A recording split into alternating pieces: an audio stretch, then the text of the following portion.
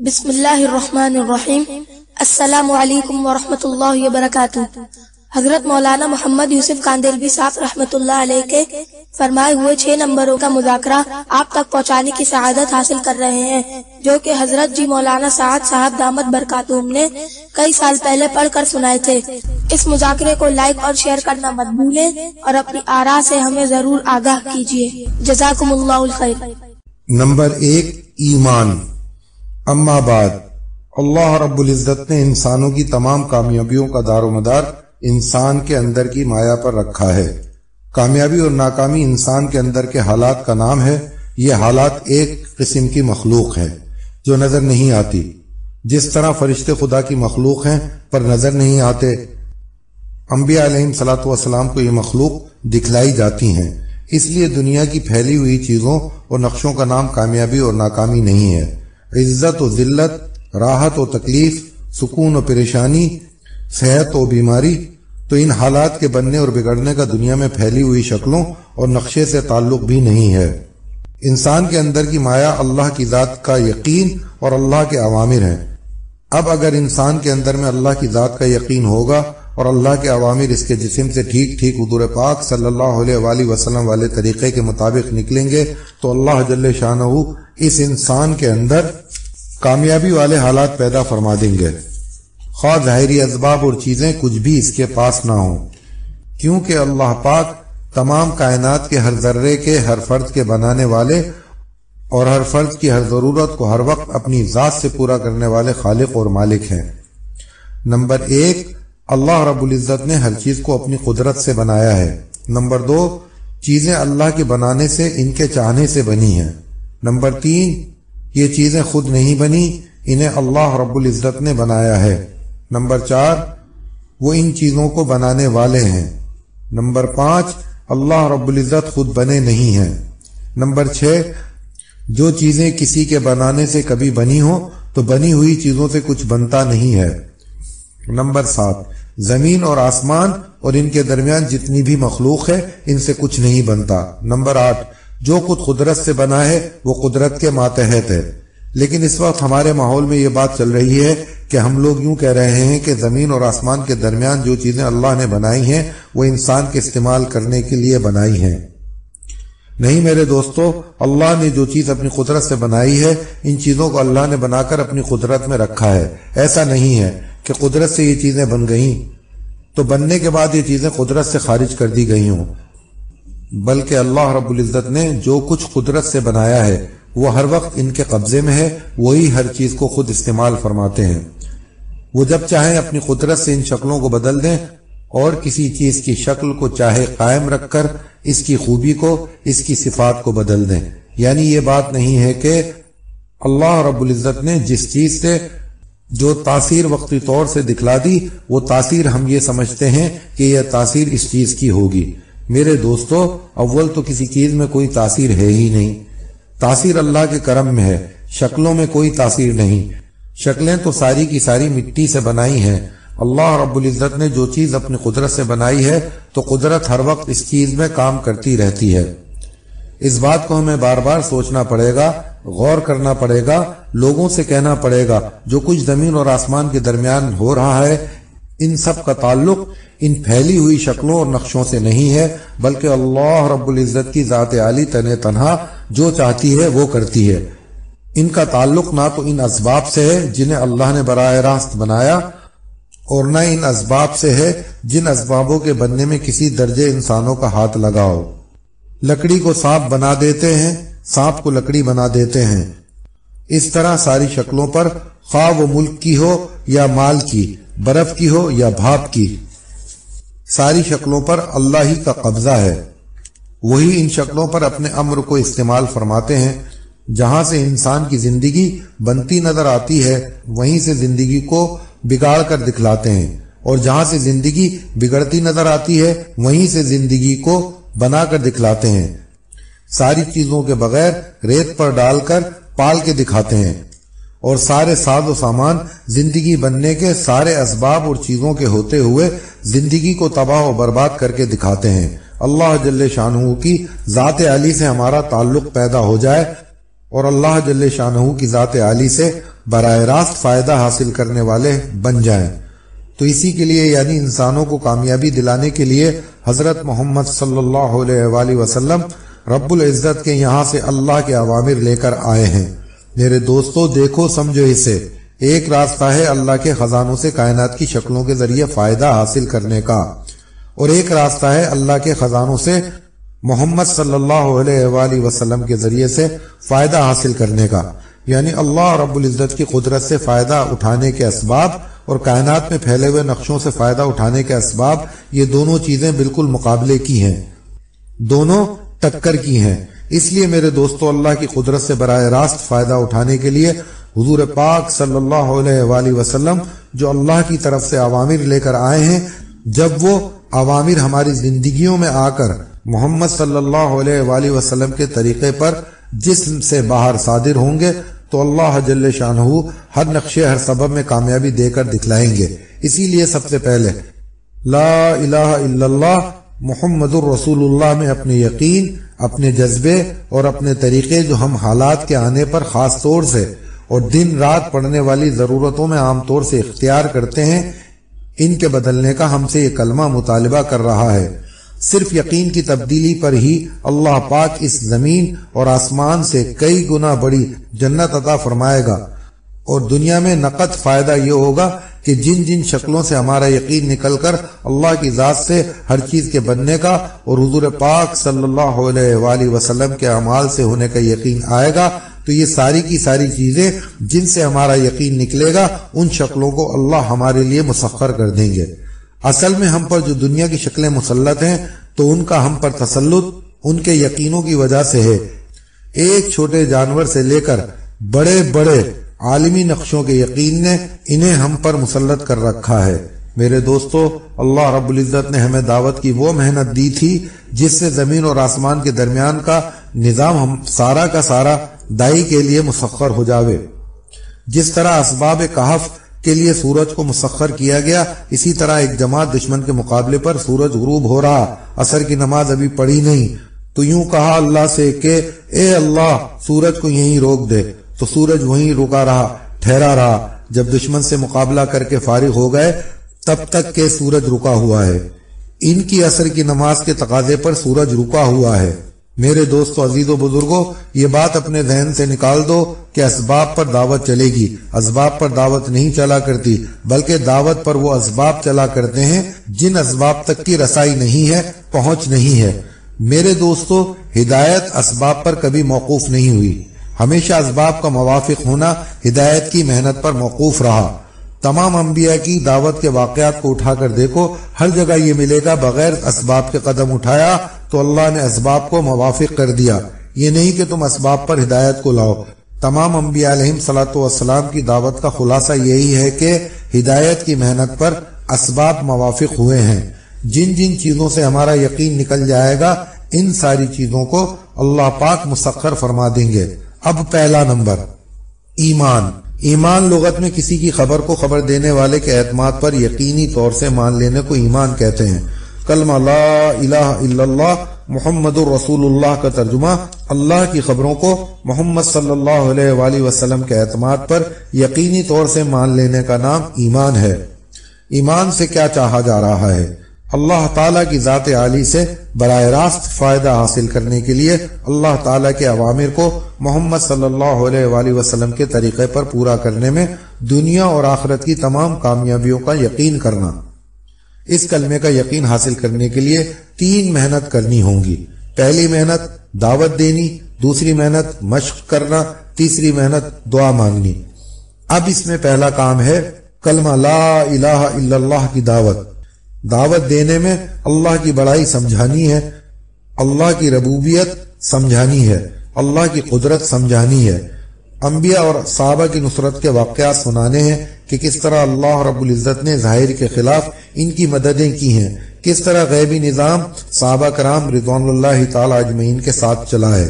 میرے دوستو بزرگوں، کیونکہ ہم یہ دعوت دیتے نہیں ہیں، ہم دعوت دیتے ہیں اسباب کے اعتبار سے، حالانکہ اللہ کے کرنے کے ضابطے اسباب نہیں ہیں، اللہ کے کرنے کے ضابطے احکامات ہیں، کیونکہ اللہ کی قدرت احکام کے ساتھ ہے۔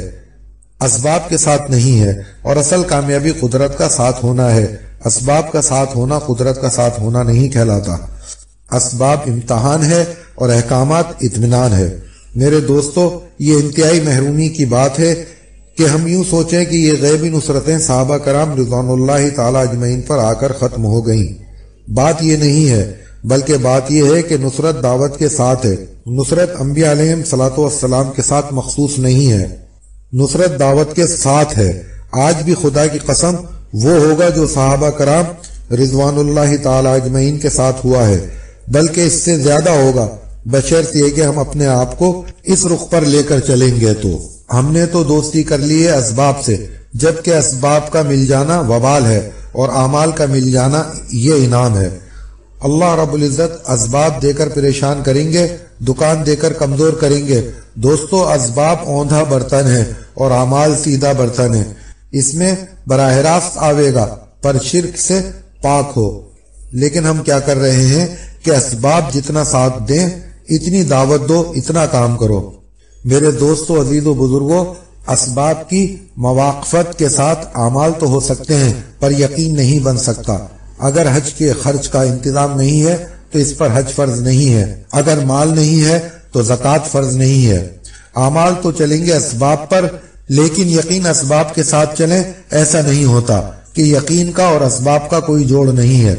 یہ تو ہو سکتا ہے کہ ایک آدمی یوں کہے کہ مال نہیں ہے لہذا ہم حج نہیں کر سکتے، کیونکہ حج عمل ہے، مال سبب ہے۔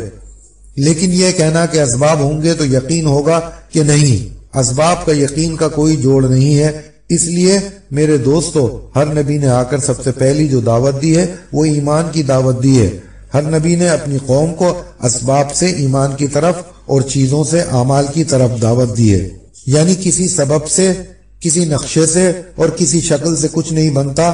جو بھی ان شکلوں سے جو زمین و آسمان کے درمیان پھیلی ہوئی ہیں، ان شکلوں سے جو کچھ نکلتا ہوا ہمیں نظر آ رہا ہے، یا یہ جو شکلوں میں سے چیزیں بن کر نکلتی ہوئی ہمیں نظر آ رہی ہیں، یہ چیزیں ان شکلوں سے نہیں بنتی، اور نہ ہی ان شکلوں کے اندر جو خدا کا امر کام کر رہا اس سے کچھ بنتا۔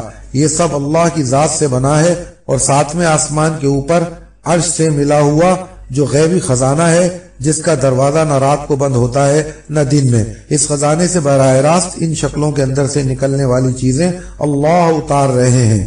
خود اللہ جل شانہ کہہ رہے ہیں کہ کھیتی میں غلہ ہم اتارتے ہیں، قرآن، پانی ہم اتارتے ہیں، قرآن، ساری مخلوق کی روزیاں آسمانوں سے ہم بھیجتے ہیں، جانوروں میں دودھ ہم اتارتے ہیں، قرآن۔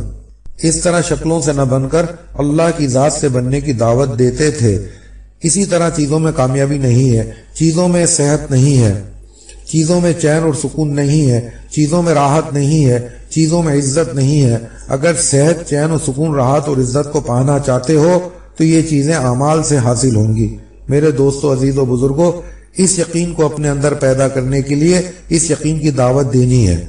اگر دعوت دینے والے کے سامنے کلمے کی حقیقت نہیں ہے تو پھر اس کی دعوت صرف اس کی زبان کے بول ہیں، نہ اس دعوت سے یقین کی تبدیلی ہوگی، نہ اس دعوت سے اس کا یقین بدلے گا، نہ اس کے ایمان میں کوئی ترقی ہوگی۔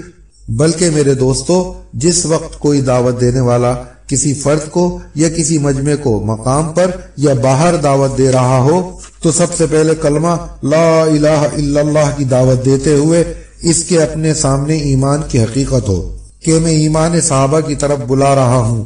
اس لیے قرآن میں ہے، آیت لکھی ہوئی ہے۔ ہماری مشکل یہ ہے کہ ہم جسے بلا رہے ہیں اپنی سطح کے عمل کی طرف بلا رہے ہیں، اپنی سطح کے ایمان کی طرف بلا رہے ہیں۔ دیکھو میرے دوستو، یہ غلط ہے، بات کو سمجھو اچھی طرح۔ دیکھو، اللہ رب العزت اس کا حکم دے رہے ہیں کہ وہ ایمان لاؤ جو صحابہ کرام رضوان اللہ تعالی اجمعین ایمان لائے ہیں۔ قرآن مجید کی آیت لکھی ہوئی ہے۔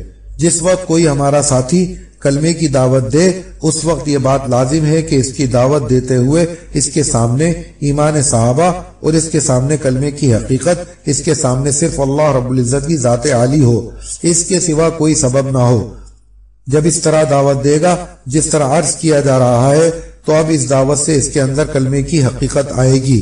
تو پہلا کام کیا ہوا میرے دوستو؟ کلمہ لا الہ الا اللہ پہلا نمبر۔ پہلے نمبر میں پہلا کام دعوت دینے کا، دعوت دینے میں اللہ کی بڑائی سمجھائی، اللہ کی ربوبیت سمجھاؤ، اس کی قدرت سمجھاؤ کہ قدرت اسباب کی پابند نہیں ہے، اسباب قدرت کے پابند ہیں، اسے اچھی طرح سمجھاؤ۔ کلمے میں دوسرا کام یہ بیٹھ کر سوچو کہ جس چیز کی دعوت دی ہے یہی حق ہے، یہی سچ ہے۔ ان دو کاموں کو کرنے کے بعد کلمے میں تیسرا کام یہ ہے کہ پھر رو رو کر اللہ رب العزت سے اس یقین کی حقیقت کو مانگو۔ میرے دوستو بزرگو، اصل میں یہ مشق تو ہو گئی ختم، اب رہ گئی تقریر کی کوئی بیان کرنے والا اچھا سا بیان کر دے جس سے ہماری شب گزاری کامیاب ہو جائے۔ محمد یوسف صاحب رحمت اللہ علیہ کی ہدایت میں سب سے زیادہ ایمان کو بولا جاتا، اور اسی طرح سے ایمان کو بولا جانا کہ تمہاری بات کی چوٹ اسباب پر پڑ رہی ہو۔ میرے دوستو، اگر ہم بولتے بھی ہیں تو ہم بولیں گے اسباب کی رعایت سے۔ اسباب کی رعایت سے ایمان کو بولنے سے کبھی ایمان نہ بنے گا، بلکہ دوستو جب تم اسباب کی رعایت سے ایمان کو بولو گے تو باطل ترقی کرے گا۔ اس لیے میرے دوستو، پہلا نمبر کلمہ لا الہ الا اللہ، اس کے 3 کام ہیں۔ نمبر 1 دعوت، نمبر 2 مشق، نمبر 3 دعا۔ چاہے مجمع میں گھس کر دعوت دو، چاہے انفرادی دعوت دو، پر کلمے کی حقیقت کو سامنے رکھ کر دعوت دو، کیونکہ دعوت کے ساتھ اللہ کی قدرت ہے، اور وہ قدرت دعوت کے ساتھ استعمال ہوگی، اس لیے کہ اللہ کو کلمے کی دعوت پسند ہے، کلمے کا دعویٰ پسند نہیں ہے۔ دعویٰ کرنے والے اسلام لائے ہیں، ایمان نہیں لائے ہیں۔ بسم اللہ الرحمن الرحیم۔ السلام علیکم ورحمۃ اللہ وبرکاتہ۔ حضرت مولانا محمد یوسف کاندیلوی صاحب رحمۃ اللہ علیہ کے فرمائے ہوئے 6 نمبروں میں سے دوسرے نمبر کا مذاکرہ آپ تک پہنچانے کی سعادت حاصل کر رہے ہیں، جو کہ حضرت جی مولانا سعد صاحب دامت برکاتہم نے کئی سال پہلے پڑھ کر سنائے تھے۔ اس مذاکرے کو لائک اور شیئر کرنا مت بھولیں، اور اپنی آراء سے ہمیں ضرور آگاہ کیجیے۔ جزاکم اللہ الخیر۔ اب دوسرا نمبر ہے نماز کا۔ نماز کا مفہوم اللہ تعالیٰ کی قدرت سے براہ راست فائدہ حاصل کرنے والا عمل۔ نماز سے کیا چاہا جا رہا ہے؟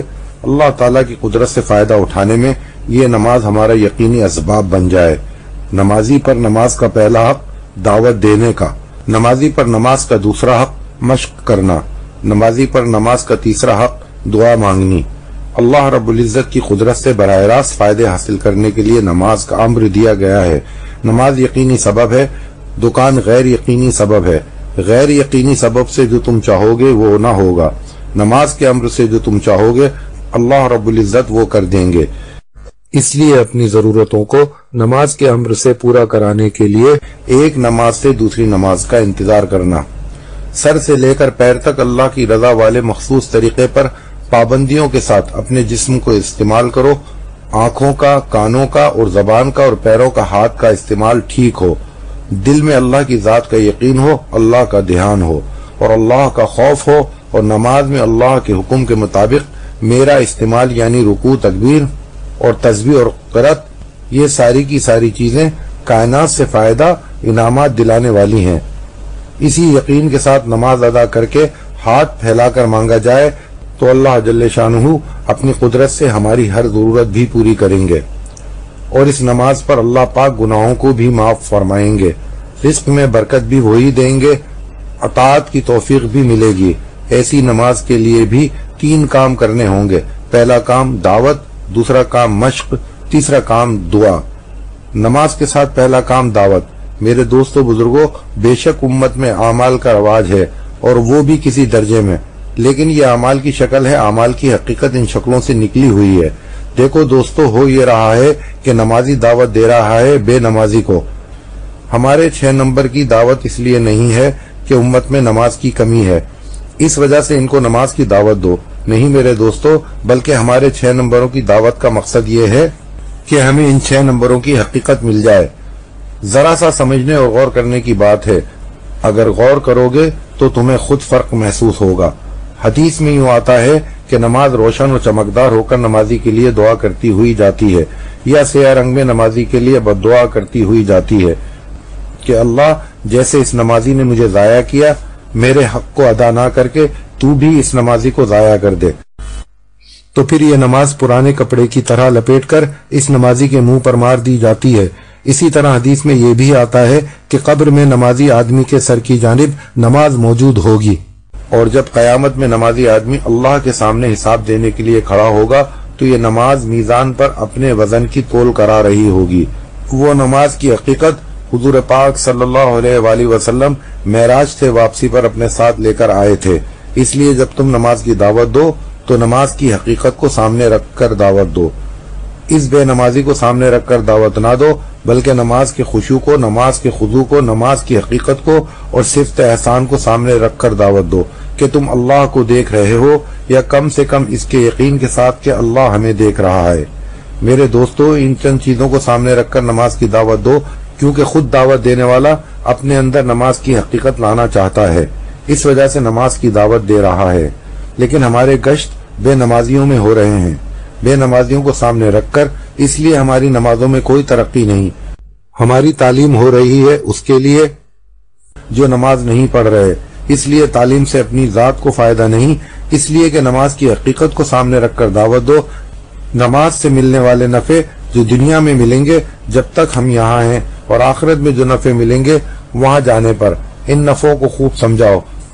حضور اکرم صلی اللہ علیہ وآلہ وسلم اور صحابہ کرام رضوان اللہ تعالی اجمعین والی نماز کو سننا کہ کس طرح نماز سے انہوں نے اللہ کی قدرت سے اپنے مسئلے حل کروائے۔ یہ ہوئی نماز کی دعوت، یعنی پہلا کام اب۔ دوسرا کام نماز کی مشق، نماز پر دو اعتبار سے مشق کرنا ہے۔ نمبر ایک نماز کے ظاہر کے اعتبار سے اس کی مشق ہے، اور دوسری نماز کے باطن سے اس کی مشق ہے۔ ظاہری مشق وضو، قرات، رکوع، قومہ، سجدہ، جلسہ، قعدہ، تلاوت، تسبیح وغیرہ، یہ ان میں بالکل صحیح ہوں۔ مشق کر کے اس کو صحیح کیا جائے علماء سے مسئلہ پوچھ کر۔ باطنی مشق اللہ کی ذات کا یقین ہونا، اللہ کا دھیان ہونا، اللہ کی ذات کا خوف اور اپنی تمام حاجتوں کا اس نماز کے ذریعے سے پورا ہونے کا یقین کرنا کہ حاجت جب آئے تو نماز کی طرف متوجہ ہو۔ اب میرے دوستو، اگر ساری امت میں نماز زندہ کرنا مقصود ہے تو اب یہ سوچو کہ یقین پر کتنے آئے کہ جنہیں یہ یقین ہو کہ نماز سے ہمارا ہر مسئلہ پورا ہو جائے گا۔ اگر یہ مقصد ہے کہ نہیں، میں اپنی ہر حاجت کے آنے پر نماز کی طرف بار بار متوجہ اس لیے ہو رہا ہوں تاکہ میرا یقین اسباب سے ہٹ کر نماز پر آ جائے، کیونکہ نماز یقینی سبب ہے، دکان غیر یقینی سبب ہے۔ لیکن ہمارا معمول یہ ہے کہ ہم صلاۃ الحاجات ادا کریں گے اور پھر اسباب میں لگ جائیں گے۔ پر صحابہ کرام رضوان اللہ تعالی اجمعین، میرے دوستو، حضرت انس رضی اللہ تعالی عنہ نے نماز ادا کی اور بادل دیکھا، پھر ادا کی، بادل دیکھا۔ 4 سے 5 بار نماز ادا کرنے پر چھوٹا سا بادل کا ٹکڑا نظر آیا، یعنی مشق کے ذریعے سے اپنے یقینوں کو اسباب سے ہٹانا ہے اور اعمال پر لانا ہے۔ یہ نہیں کہ ہم نے برکت کے لیے صلاۃ الحاجات ادا کی اور پھر دکان میں چلے گئے۔ میرے دوستو، عزیز و بزرگوں، ایک ہوتا ہے نماز کا ادا کرنا حاجت کے لیے، اور ایک ہوتا ہے صلاۃ الحاجات کا ادا کرنا اپنے یقینوں کو بدلنے کے لیے، کہ یقین کو اسباب سے نکال کر اعمال میں منتقل کرنے کے لیے نماز کی مشق ہے۔ آپ حضرات غور فرما رہے ہیں یا نہیں؟ کیونکہ بیان تقریر کی بات نہیں ہے، یہ تو محنت عرض کر رہا ہوں جو ہمیں اور آپ سب کو کرنی ہے۔ آخر ہم بے نمازی کو دعوت کیوں دے رہے ہیں؟ کیا بے نمازی کو دعوت اس لیے کہ بے نمازی ہونے کی وجہ سے دے رہے ہیں، یا ہم بے نمازی اور نمازی کو دعوت اپنے نماز کی حقیقت حاصل کرنے کے لیے دے رہے ہیں؟ سوال اس بات کا ہے میرے دوستو، محسوس یہ ہو رہا ہے خود 4 مہینے لگانے والے، چلے لگانے والے، پابندی سے ماہانہ سہروزہ لگانے والے یہ بھی یوں کہتے ہیں کہ اسباب کی دنیا ہے، سبب اختیار کرو۔ یہ تبلیغ کی محنت کرو گے تو اللہ تمہارے اسباب آسان کر دیں گے۔ سوال اس بات کا ہے کہ جو محنت کو کر رہے ہیں ان کے یقینوں کا کیا ہوا؟ میرے دوستو بزرگوں، اگر ہم بھی یہی کہتے ہیں کہ اسباب صحیح ہے جو دنیا میں نظر آ رہے ہیں، یہ دنیا میں پھیلی ہوئی شکلیں اور یہ دنیا کے نقشے ہی اسباب ہیں، اور مشرکین، ملحدین، کفار، یہود و نصارہ بھی یہی کہیں گے کہ یہی اسباب ہیں، بس تو پھر اس کا مطلب یہ ہے کہ ہم سارے کے سارے ایک ہی راستے پر ہیں۔ یہی سچی بات ہے کہ ہم سارے کے سارے ایک ہی ڈگر پر ہیں۔ پھر انبیاء علیہ السلام کا کام ہی کیا تھا؟ حضور اکرم صلی اللہ علیہ وآلہ وسلم کے پاس جب کوئی اپنی حاجت یا اپنا کوئی اور مسئلہ لے کر آتا کہ جیسے پیٹ میں درد ہے، تو آپ صلی اللہ علیہ وآلہ وسلم نے کہا جا نماز ادا کر کہ فاقہ آ گیا، تو جا سورہ واقعہ پڑھ۔ میرے دوستو مجھے بتاؤ تو صحیح کہ کہاں حضور پاک صلی اللہ علیہ وآلہ وسلم نے ان کو اسباب بتلائے ہیں؟ ہم اصل میں جو دعوت دے رہے ہیں وہ اس کی کہ ساری دنیا اعمال پر آ جائے۔ نہیں میرے دوستو، میں عرض یہ کرتا ہوں کہ جب نماز کی حقیقت کی طرف دعوت دیں گے تو ایک آدمی نماز پر آئے گا یا نہیں آئے گا، یقیناً آئے گا، لیکن اگر آپ صرف عمل کی دعوت دیں گے، یقین کی تبدیلی کے لیے دعوت نہ دیں گے تو اس دعوت سے لوگ عمل پر آ جائیں گے، یقین پر نہ آئیں گے۔ پھر جب اس نماز کے مقابلے میں دکان آئے گی، جب اس نماز کے مقابلے میں کھیت، کارخانے یا گھریلو مسئلے آ جائیں گے تو یہ نماز چھوڑ دی جائے گی، کیونکہ شکل کے مقابلے میں شکل آ گئی۔ لیکن حقیقت کے مقابلے میں شکل آتی ہے تو حقیقت کو اختیار کر لیا جاتا ہے اور شکل کو چھوڑ دیا جاتا ہے، اس لیے کہ ابھی ہمارے اعمال یقین میں نہیں آئے، معمول میں آئے ہیں۔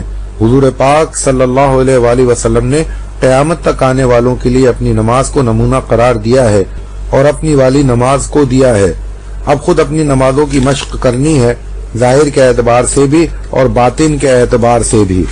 میں نے دونوں عرض کر دیے ہیں کہ ظاہر میں مسئلے کے اعتبار سے صحیح ہو اور فضائل کے اعتبار سے فضائل مستحضر ہوں، باطن کے اعتبار سے کہ جب حاجت آوے نماز کو اختیار کرو، اگر حاجت پوری نہیں ہوئی تو پھر نماز ادا کرو، پھر حاجت پوری نہیں ہوئی پھر نماز ادا کرو، یہاں تک کہ کوشش کرتے کرتے نماز جو اب تک غیر یقینی سبب تھا وہ یقینی سبب بن جاوے، اور اس کے مقابلے میں جو بھی اسباب اب تک یقینی تھے غیر یقینی بن جاویں، یہ تمام کے تمام اسباب غیر یقینی سبب بن جاویں۔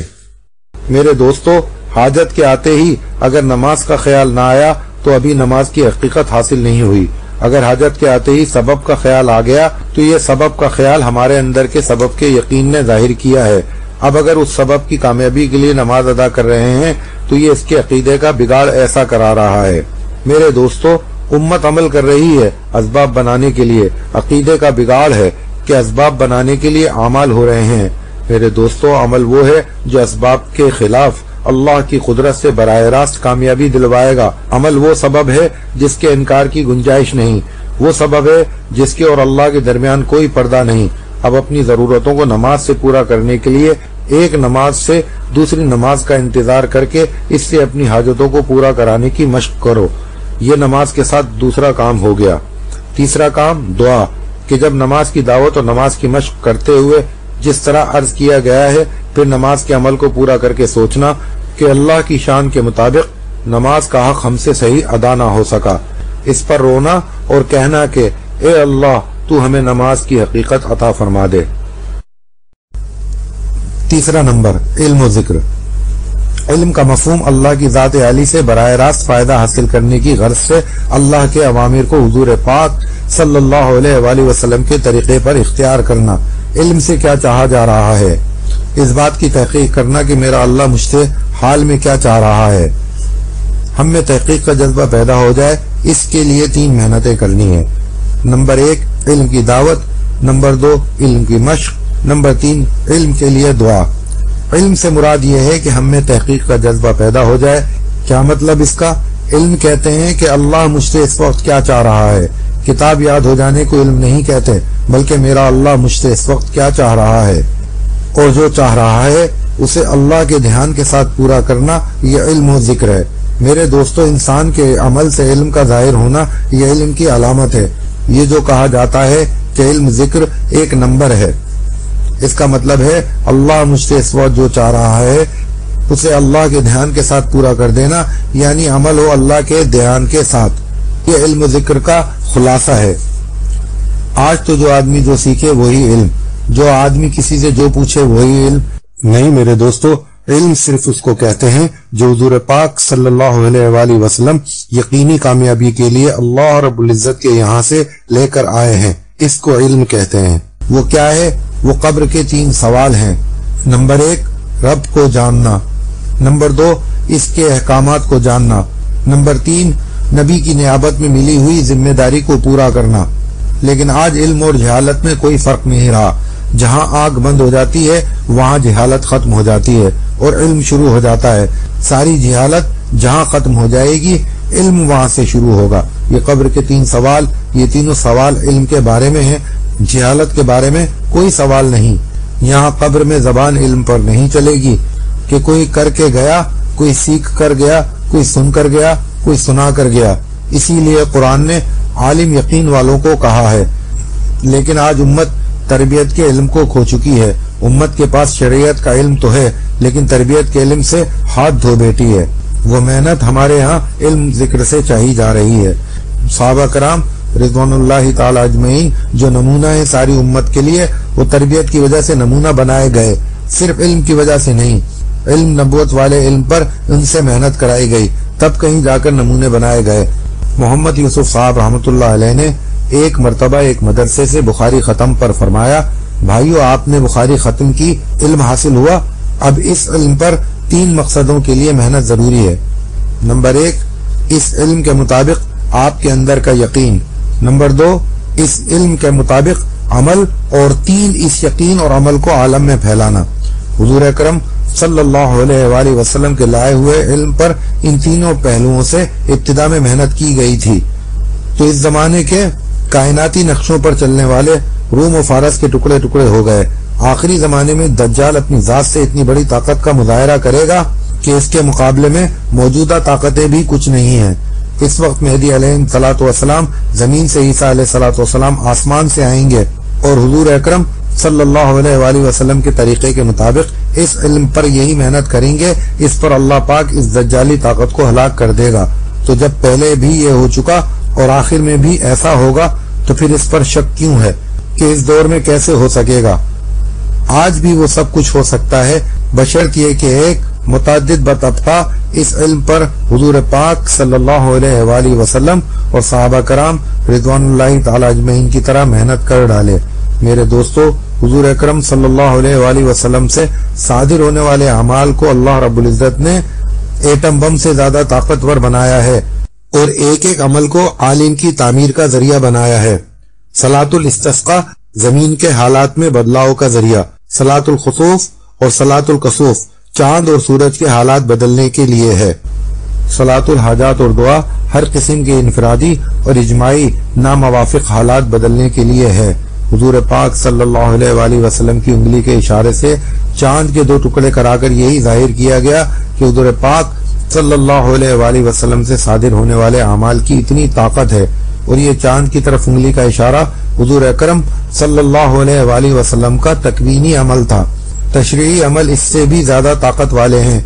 جب یقین کے ساتھ ایمان والا وضو کر کے کلمے کی گواہی دیتے ہوئے آسمان کی طرف اپنی انگلی اٹھاتا ہے تو 7 آسمانوں کے دروازے کھل جاتے ہیں اور عرش کے اوپر نور کا ستون ہلنے لگتا ہے۔ اسی لیے اللہ تعالیٰ کی ذات عالی سے براہ راست فائدہ حاصل کرنے کی غرض سے اللہ کے اوامر کو حضور پاک صلی اللہ علیہ وآلہ وسلم کے طریقے پر پورا کرنے کی نیت سے حضور پاک صلی اللہ علیہ وآلہ وسلم کے لائے ہوئے علم کو حاصل کرنے کے لیے جو سفر کرتا ہے تو اس کا یہ سفر عبادت میں لکھا جاتا ہے۔ اس مقصد کے لیے چلنے والوں کے پیروں کے نیچے 70,000 فرشتے اپنے پروں کو بچھاتے ہیں۔ زمین اور آسمان کی ساری مخلوق ان کے لیے دعائے مغفرت کرتی ہیں۔ شیطان پر ایک عالم 1000 عابدوں سے زیادہ بھاری ہے۔ یہ فضائل کی کتاب یاد ہو جانے کا نام صرف علم نہیں ہے۔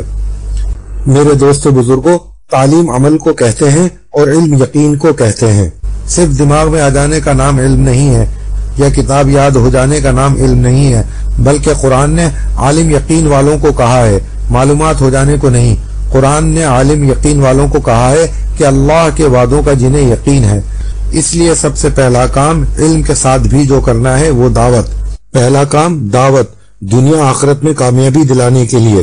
حضور پاک صلی اللہ علیہ وآلہ وسلم کے لائے ہوئے علم کو حاصل کرنے کا لوگوں کے اندر شوق و طلب پیدا کرنے کی کوشش کرنا، اعمال کے فضائل سنانا اور تعلیم کے دوران تعلیمی گشت کرنا۔ دوسرا کام مشق، وہ علم جس میں انسانوں کے اعمال و افعال کے دنیا آخرت میں ظاہر ہونے والے نتیجوں کا بیان ہو۔ ایسے علم میں مشغولیت اور تعلیم کے حلقوں میں خوب جم کر بیٹھنا۔ لیکن اب بات یہ ہے کہ تعلیم کا حلقہ ہو گیا محلے والوں کے لیے۔ یہ بات ذرا اچھی طرح سمجھ لیں کہ تعلیم ہے مسجد وار جماعت کی۔ اپنے محلے والے آتے رہیں گے، بیٹھتے رہیں گے، کوئی 5 منٹ، کوئی 10 منٹ بیٹھیں گے، پھر اٹھ کر چلے جائیں گے۔ لیکن اگر یہ سوچ لیا کہ تعلیم ہے محلے والوں کے لیے، لہذا محلے والے جتنی دیر بیٹھیں اتنی دیر تعلیم ہونی چاہیے، پھر یہ تعلیم مسجد وار جماعت کی اپنے یقین بدلنے کے لیے تعلیم ہے۔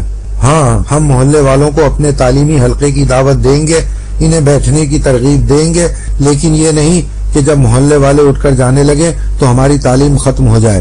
یہ بات اچھی طرح یاد رکھنا دوستو، کہ مسجد میں تعلیم مسجد وار جماعت کی اپنی تعلیم ہے، اسے 30 منٹ سے لے کر 1.5 گھنٹے تک پہنچانا ہے۔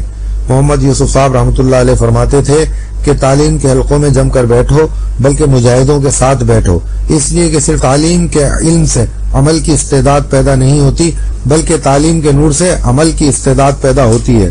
میرے دوستو بزرگوں، اصل میں عمل کی قوت کا تعلق علم نبوت کے نور سے ہے۔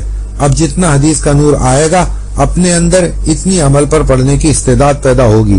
اس لیے عرض یہ ہے کہ ایک ایک حدیث کو 3 بار پڑھو۔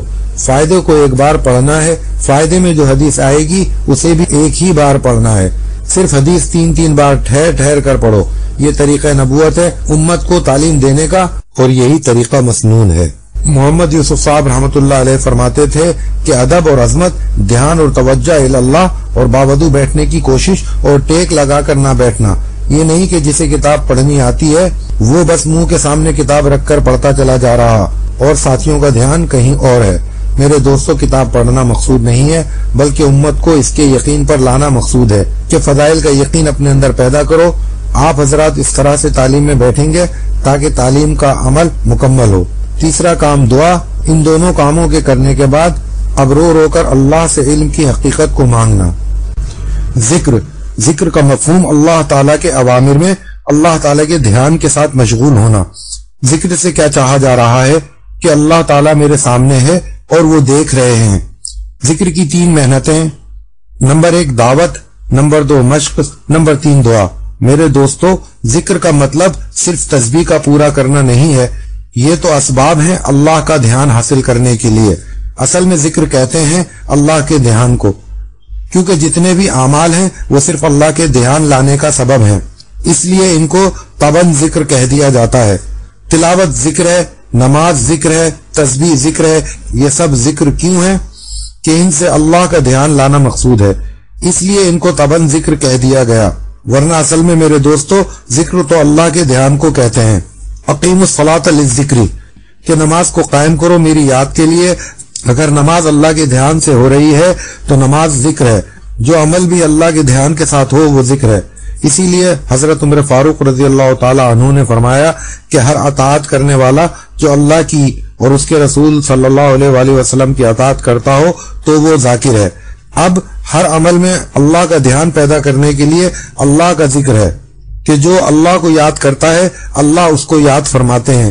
جب تک آدمی کے ہونٹ اللہ کے ذکر میں ہلتے رہتے ہیں اللہ کی طاقت اور مدد اس کے ساتھ ہوتی ہے۔ اللہ پاک اسے اپنی محبت اور مغفرت عطا فرماتے ہیں۔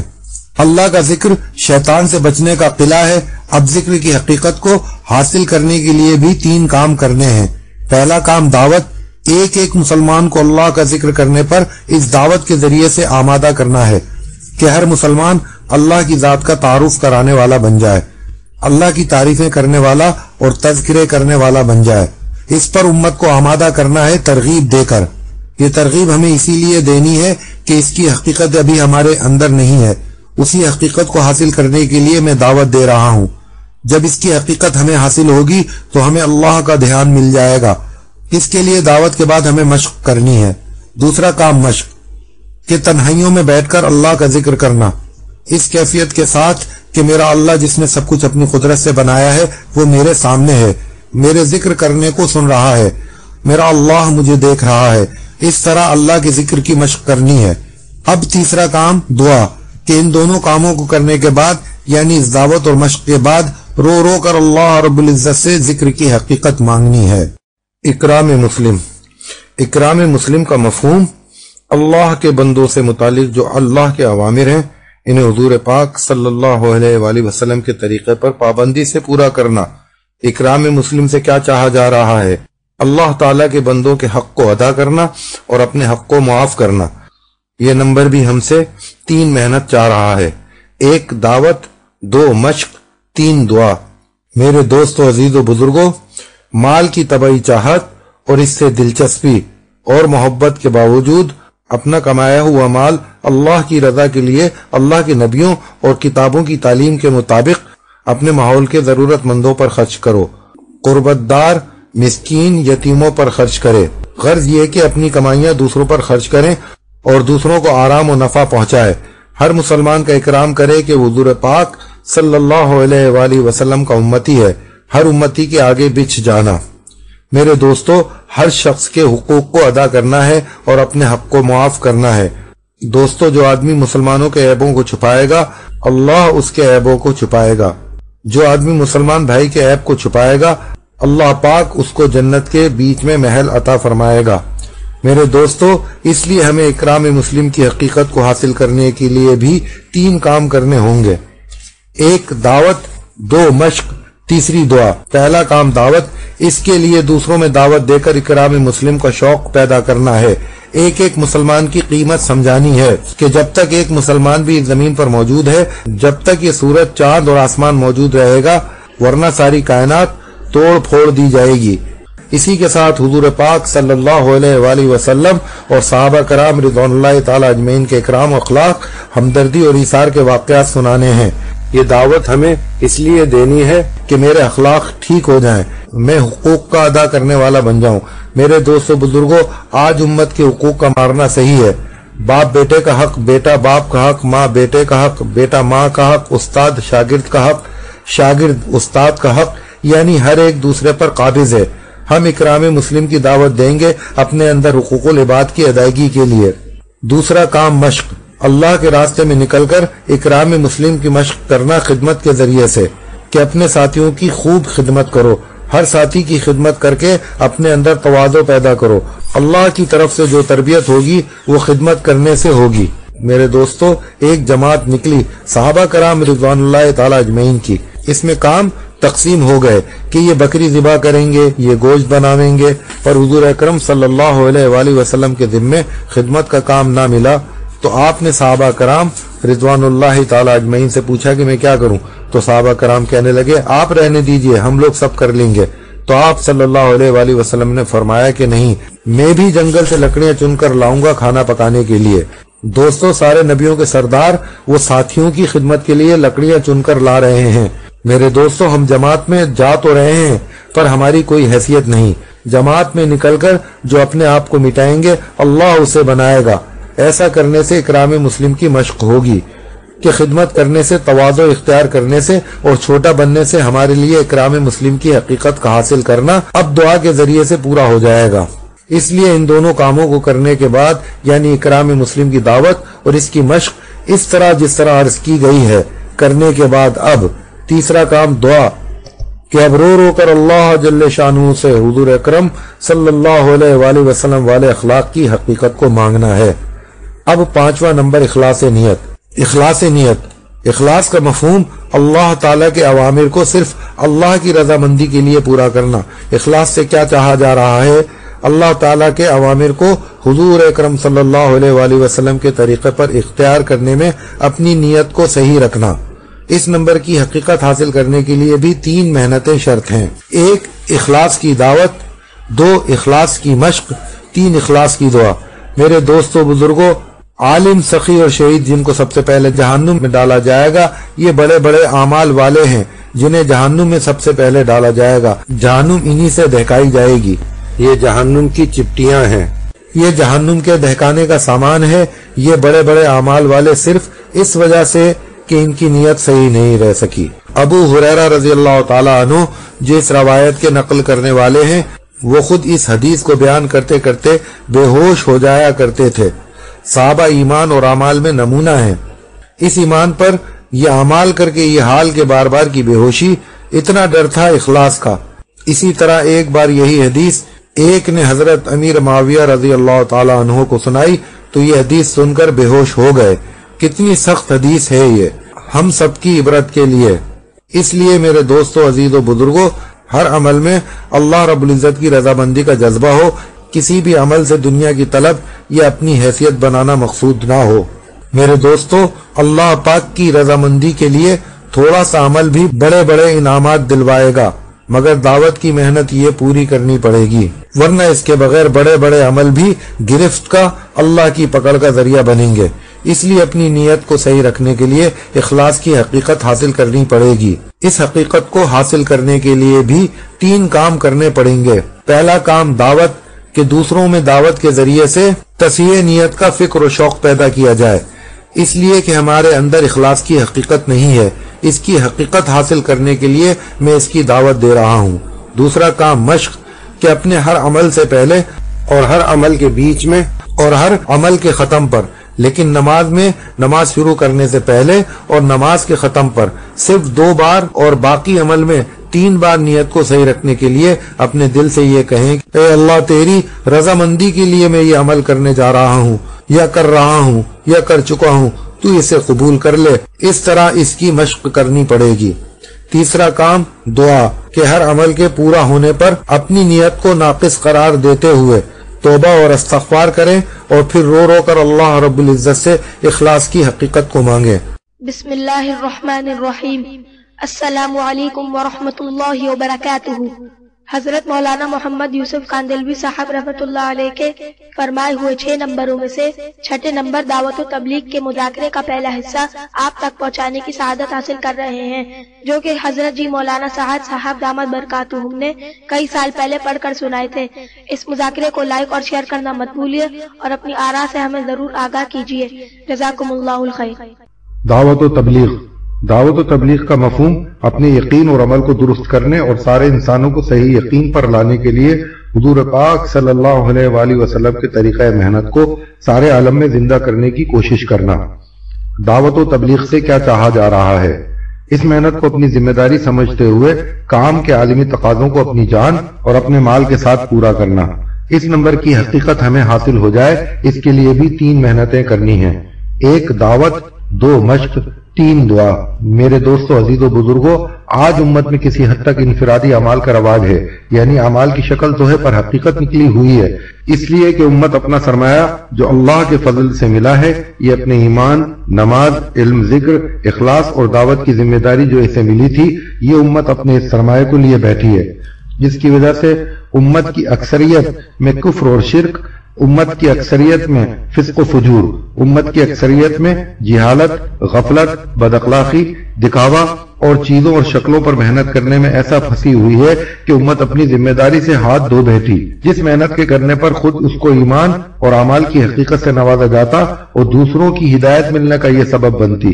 میرے دوستو، حضور پاک صلی اللہ علیہ وآلہ وسلم کے ختم نبوت کے صدقے اور طفیل میں اسے دعوت والی محنت ملی ہوئی ہے، جس محنت کے کرنے پر انسانیت اپنے بنانے والے اور اپنے پالنے والے کو پہچان کر اس سے اپنا تعلق جوڑنے کے لیے بے قرار اور بے چین رہتی تھی، صحابہ کرام رضوان اللہ تعالی اجمعین کی طرح۔ اس لیے انبیاء علیہم الصلوۃ والسلام کی طرز پر اپنی جان اور مال کو جھونک دینا اور جن میں محنت کرنا ہے ان سے کسی چیز کی طلب نہ کرنا، اس کے لیے ہجرت بھی کرنا اور نصرت بھی کرنا۔ جو زمین والوں پر رحم کرتا ہے، آسمان والا اس پر رحم کرتا ہے۔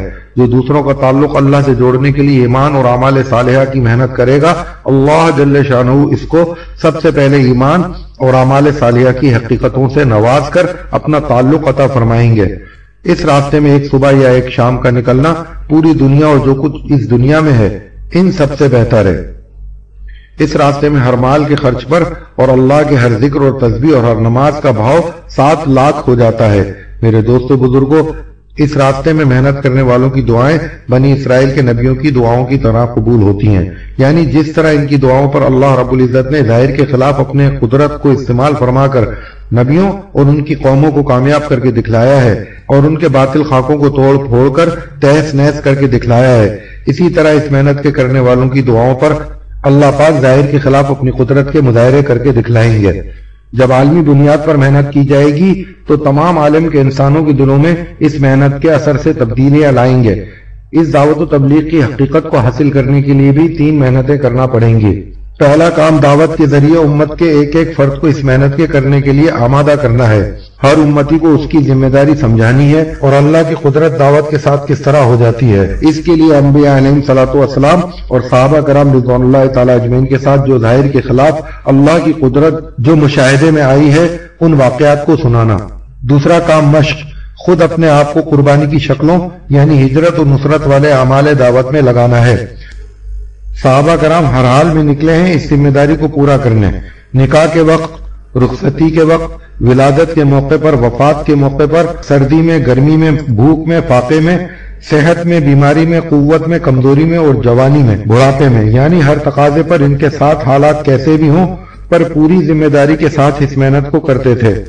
اس کی ہمیں بھی مشق کرنی ہے صحابہ کی طرز پر۔ اس کے ساتھ تیسرا کام جو اس ساری محنت کی جان ہے، یعنی دعا۔ تیسرا کام دعا، اللہ پاک سے رو رو کر اس عالی محنت کو عالم میں کرنے کے لیے اپنے آپ کو قبول کروانا۔ میرے دوستو بزرگوں، ان چیزوں سے مناسبت پیدا کرنے کے لیے ہر شخص سے، خواہ وہ کسی بھی شعبے سے تعلق رکھتا ہو، 4 ماہ کا مطالبہ کیا جائے۔ اپنے مشاغل، ساز و سامان اور گھر بار سے نکل کر ان چیزوں کی دعوت دیتے ہوئے اور خود اپنے اوپر محنت کرتے ہوئے ملک بملک، قوم بقوم، قریہ بقریہ پھریں گے۔ حضور پاک صلی اللہ علیہ وآلہ وسلم نے ہر امتی کو مسجد والا بنایا تھا، مسجد کے کچھ مخصوص اعمال دیے تھے۔ ان اعمال سے مسلمانوں کی زندگی میں اطمینان تھا۔ مسجد میں اللہ کی بڑائی کی، ایمان کی، آخرت کی باتیں ہوتی تھیں۔ اعمال سے زندگی بننے کی باتیں ہوتی تھیں۔ اعمال کے ٹھیک کرنے کے لیے تعلیمیں ہوتی تھیں۔ ایمان اور اعمال صالح کی دعوت کے لیے ملکوں اور علاقوں میں جانے کی تشکیلیں ہوتی تھیں۔ یہاں تعاون، ایثار اور ہمدردیوں کے اعمال ہوتے تھے۔ آج ہم دھوکے میں پڑ گئے کہ ہمارے پیسے سے مسجد چلتی ہے۔ مسجد اعمال سے خالی ہو گئی اور چیزوں سے بھر گئی۔ آپ صلی اللہ علیہ وآلہ وسلم نے مسجد کو بازار والوں کے تابع نہیں کیا۔ حضور اکرم صلی اللہ علیہ وآلہ وسلم کی مسجد میں نہ بجلی تھی، نہ پانی تھا، نہ غسل خانے، خرچ کی کوئی شکل نہ تھی۔ مسجد میں آدمی آ کر داعی بنتا تھا، معلم بنتا تھا، ذاکر بنتا تھا، نمازی بنتا تھا، مطیع بنتا تھا، متقی بنتا تھا، زاہد اور خلیق بنتا تھا، باہر جا کر ٹھیک زندگی گزارتا تھا۔ مسجد بازار والوں کو چلاتی تھی۔ ان 4 ماہ میں ہر جگہ جا کر مسجدوں میں ہر امتی کو لانے کی محنت کریں۔ مسجد والے اعمال کو سیکھتے ہوئے دوسروں کو یہ محنت سیکھنے کے لیے 3 چلوں کے واسطے آمادہ کریں۔ آپ حضرات 3 چلوں کی دعوت خوب جم کر دیں، اس میں بالکل نہ گھبرائیں، اس کے بغیر زندگیوں کے رخ نہ بدلیں گے۔ جن احباب نے خود ابھی 3 چلے نہ دیے ہوں وہ بھی اس نیت سے خوب جم کر دعوت دیں کہ اللہ پاک اس کے لیے ہمیں قبول فرما لے۔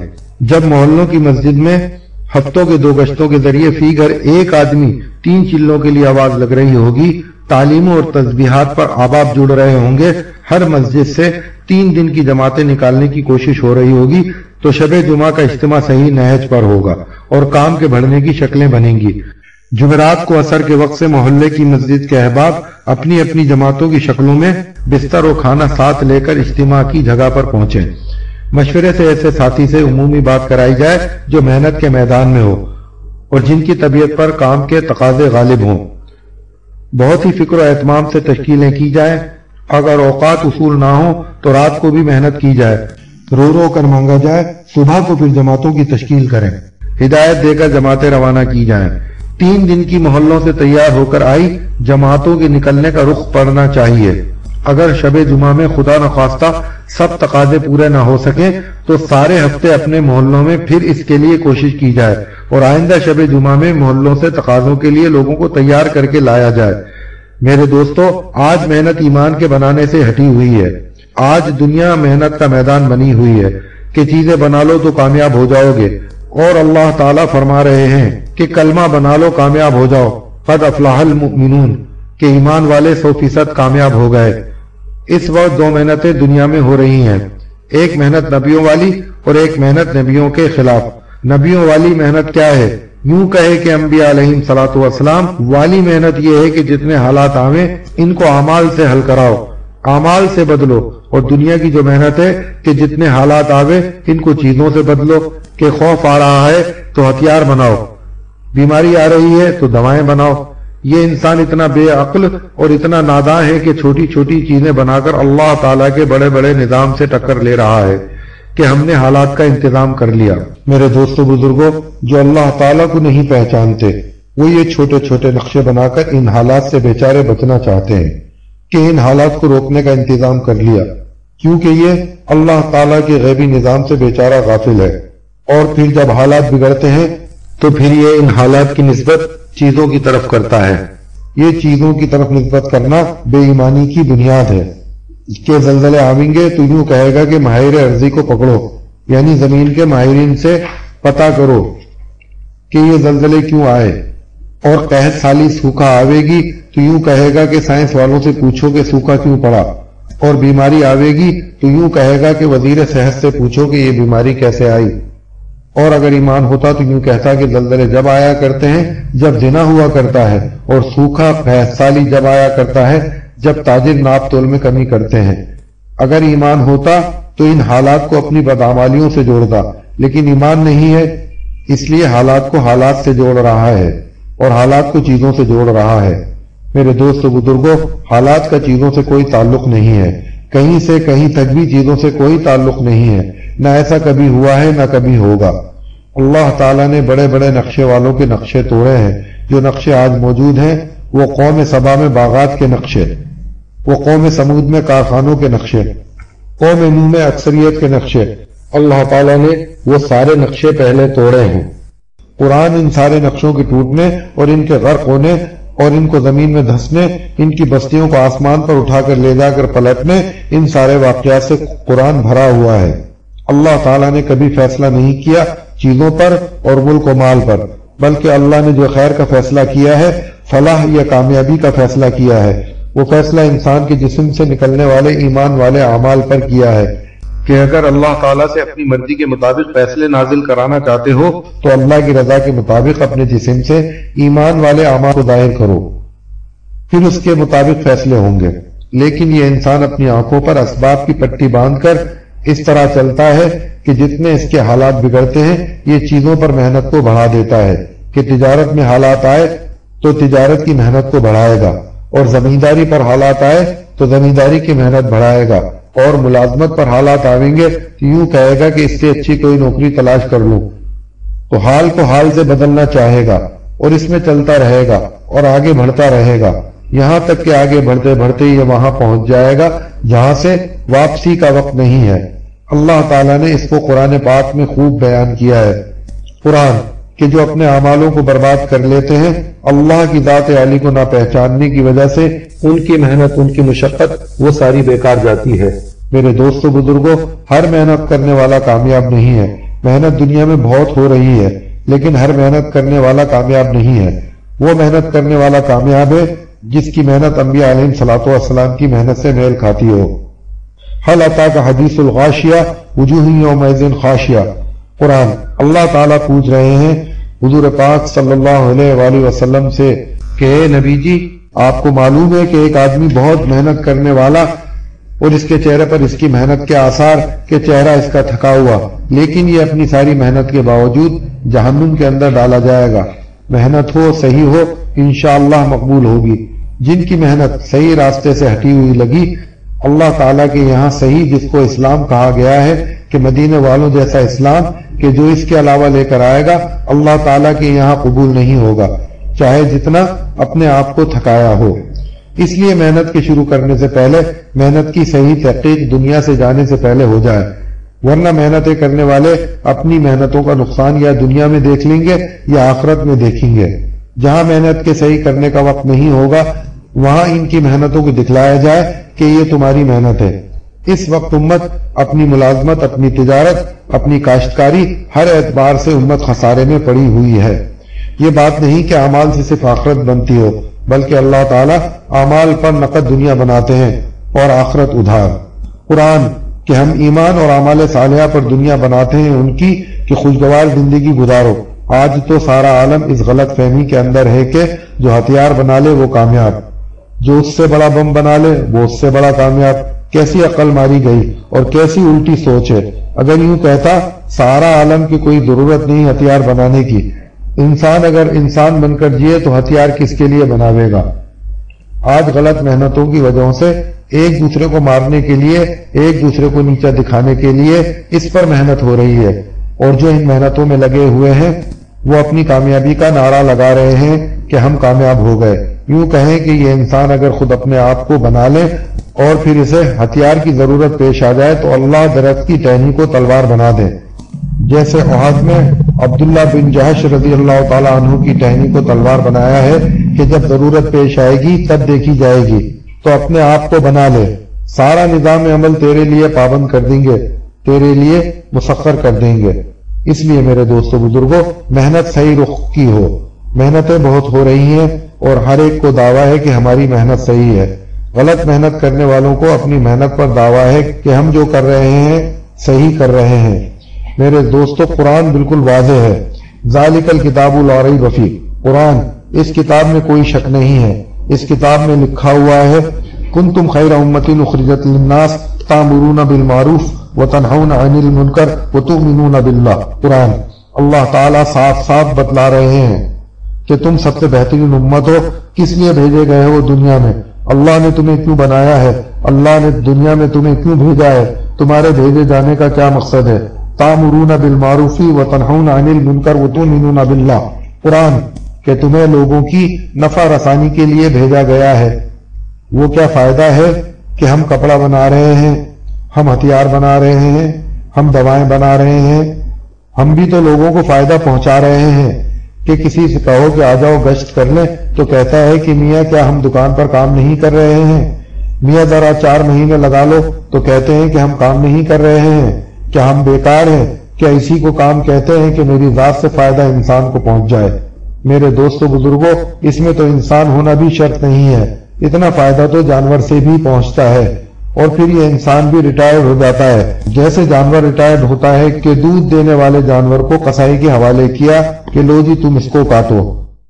میرے دوستو بزرگوں، جب انسان بھی یہ سمجھ لیتا ہے کہ میری ذات سے جس کو جو فائدہ پہنچ رہا ہے میں اسی کے لیے پیدا کیا گیا تھا، خدا کی قسم ایسے انسان بھی جب ان کی ذات سے دوسروں کو فائدہ پہنچنا ختم ہو جاتا ہے، یہ بھی غیروں کے اسی طرح حوالے ہو جاتے ہیں، پھر یہ ضائع ہوتے ہیں۔ میرے دوستو بزرگوں، ہمیں اپنے سرمایے کو جو اللہ کی طرف سے ملا ہوا ہے اس کو نبیوں والی محنت پر استعمال کرنا ہے۔ وہ کیا محنت ہے؟ وہ محنت ہے تأمرون بالمعروف وتنہون عن المنکر وتؤمنون باللہ، قرآن بھلائی کا حکم کرنا، برائی سے روکنا، اور اللہ کی ذات پر یقین رکھنا۔ صرف علم نہیں کہ ہاں اللہ کی ذات کے بارے میں معلوم ہے، یہ اس امت کا کام ہے، یہ اس امت کا مقصد حیات ہے، اسی کام کے لیے اس امت کو بھیجا گیا ہے۔ لیکن یہ جو دعوت و تبلیغ کا کام ہو رہا ہے، ابھی ہماری اس کام کے بارے میں مختلف رائے ہیں، مختلف خیالات ہیں۔ کوئی یوں کہتا ہے کہ بھلا کام ہے، اچھے لوگ ہیں، تو دوستو بھلائی کے کام تو بہت سے ہیں، کہ چاہے تبلیغ کر لو یا کسی یتیم کے سر پر ہاتھ پھیر دو، یہ بھی بھلائی کا کام ہے۔ کسی ننگے کو کپڑا پہنا دو، یہ بھی بھلائی کا کام ہے۔ کسی بھوکے کو کھانا کھلا دو، یتیم خانے بنوا دو، مسجد بنا دو، یہ بھی بھلائی کے کام ہے۔ بھلائی کے کام تو بہت سے ہیں کرنے کے۔ میرے دوستو بزرگوں، جس طرح ایک امتی بحیثیت کلمہ لا الہ الا اللہ کے اقرار کرنے اور اپنے آپ کو اللہ کا بندہ کہنے اور اپنے آپ کو حضور اکرم صلی اللہ علیہ وآلہ وسلم کا امتی کہنے کے اعتبار سے جس طرح یہ ہے، یوں کہیں کہ اس کے ذمہ نبوت والا کام ہے، صرف اتنا کہہ دینا کہ میاں یہ چند لوگوں کے کرنے کا کام ہے یا کسی جماعت کا کام ہے۔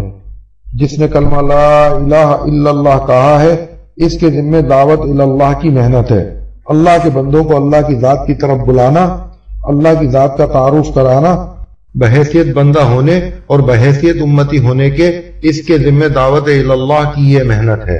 یہ مولانا الیاس صاحب رحمۃ اللہ علیہ کا کام نہیں ہے، یہ نبوت والا کام ہے جو قیامت تک کرنے کے لیے اس امت کو دیا گیا ہے۔ یہ کنتم خیر امت اخرجت للناس نبی سے نہیں کہا جا رہا ہے، بلکہ یہ اس امت سے کہا جا رہا ہے، امت موجودہ سے، کہ یہ تمہارا کام ہے۔ تمام انبیاء علیہم الصلوۃ والسلام کی محنت کا خلاصہ کہ تمام اللہ کے بندوں کو اللہ کی ذات سے جوڑنا۔ میرے دوستو بزرگوں، جتنا خدا کا نظام پھیلا ہوا ہے زمین اور آسمان کے درمیان، اس سب سے فائدہ اٹھانے کا راستہ ہی دعوت والی محنت ہے۔ اگر ایک انسان اللہ کے غیبی خزانے سے بارش کا طالب ہے تو بارش، اگر صحت کا طالب ہے تو صحت، اگر امن کا طالب ہے تو امن، جو کچھ چاہے گا اللہ کے خزانوں سے، وہ دعوت کی محنت کے بغیر خدا کے خزانوں سے فائدہ اٹھا ہی نہیں سکتا۔ اس لیے کہ انبیاء علیہم الصلوۃ والسلام کو اللہ تعالیٰ نے اپنے خزانے دکھائے ہیں اور جناب رسول پاک صلی اللہ علیہ وآلہ وسلم کو اپنے سارے خزانوں کی سیر کرائی ہے اور یہ کہہ دیا کہ جو ان خزانوں سے فائدہ اٹھانا چاہے تو یہ راستے اختیار کرے۔ ایک راستہ ہے اللہ تعالیٰ کے خزانوں سے کائنات کے ذریعے فائدہ حاصل کرنے کا، اور ایک راستہ ہے اللہ کے خزانوں سے حضور پاک صلی اللہ علیہ وآلہ وسلم کے ذریعے سے فائدہ حاصل کرنے کا۔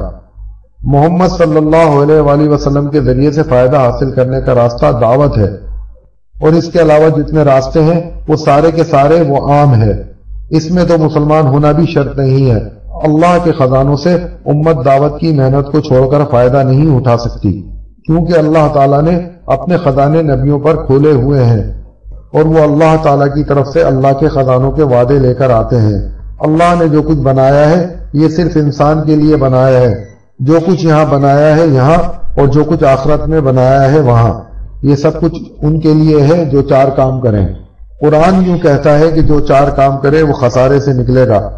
چار کام دیکھو، چار کام عرض کروں گا، دو کام نہیں بلکہ چار کام ہیں، اس کو اچھی طرح گنو انگلیوں پر، پھر آج سے یہ طے کرو کہ یہ چار کام کرنے ہیں۔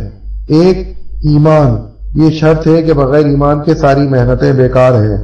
دو، اعمال صالحہ کے بغیر اعمال صالحہ کے کامیابی کا کوئی راستہ نہیں ہے۔ تین، تواصی بالحق۔ چار، تواصی بالصبر۔ یہ کام ہے۔ ایمان تو ہم نے سن لیا، پر ایمان سننے کے لیے نہیں ہے، سیکھنے کے لیے ہے، کیونکہ صحابہ کرام فرماتے ہیں تعلمنا الایمان، ہم نے ایمان کو سیکھا ہے۔ یہ ایمان نہیں ہے کہ آپ یہاں سن رہے ہیں اور ہم سنا رہے ہیں، اسے ایمان نہیں کہتے۔ ایک غیر ایمان والا ایمان پر تقریر کر سکتا ہے، یہ کوئی مشکل نہیں ہے، لکھ کر دے دو تب پر بھی اور سکھلا دو تب پر بھی، وہ ایمان پر تقریر کر لے گا، اس کو ایمان نہیں کہتے، بلکہ ایمان تو ایک محنت کا نام ہے۔ ایمان اور اعمال صالحہ دو چیزیں یہ، اور دو چیزیں تواصو بالحق اور تواصو بالصبر۔ تواصی اور تواصی بالصبر، امت اس کو بھولے ہوئے ہے۔ یہ امت بن نہیں سکتی اور کسی لائن میں کامیاب ہو نہیں سکتی، نہ دنیا کے اعتبار سے نہ آخرت کے اعتبار سے، نہ دنیا کے خسارے سے نکلے گی نہ آخرت کے خسارے سے نکلے گی جب تک چار کام برابر نہ کرے۔ ایک، ایمان، دو، اعمال صالحہ، تین، تواصو بالحق، چار، تواصو بالصبر۔ یہ تواصو بالحق اور تواصو بالصبر کیا ہے اس کو سمجھنا ہے۔ جس کسی نے ایک مرتبہ بھی لا الہ الا اللہ کہا ہے اور اللہ کی ذات پر یقین رکھتا ہے، اللہ کو اللہ سمجھتا ہے، اس کو پیدا کرنے والا، اس کو بنانے والا، مارنے والا، جلانے والا، قیامت میں دوبارہ اٹھانے والا سمجھتا ہے، اس کے ذمہ ہے کہ ایک ایک امتی کو ایمان کی دعوت دے۔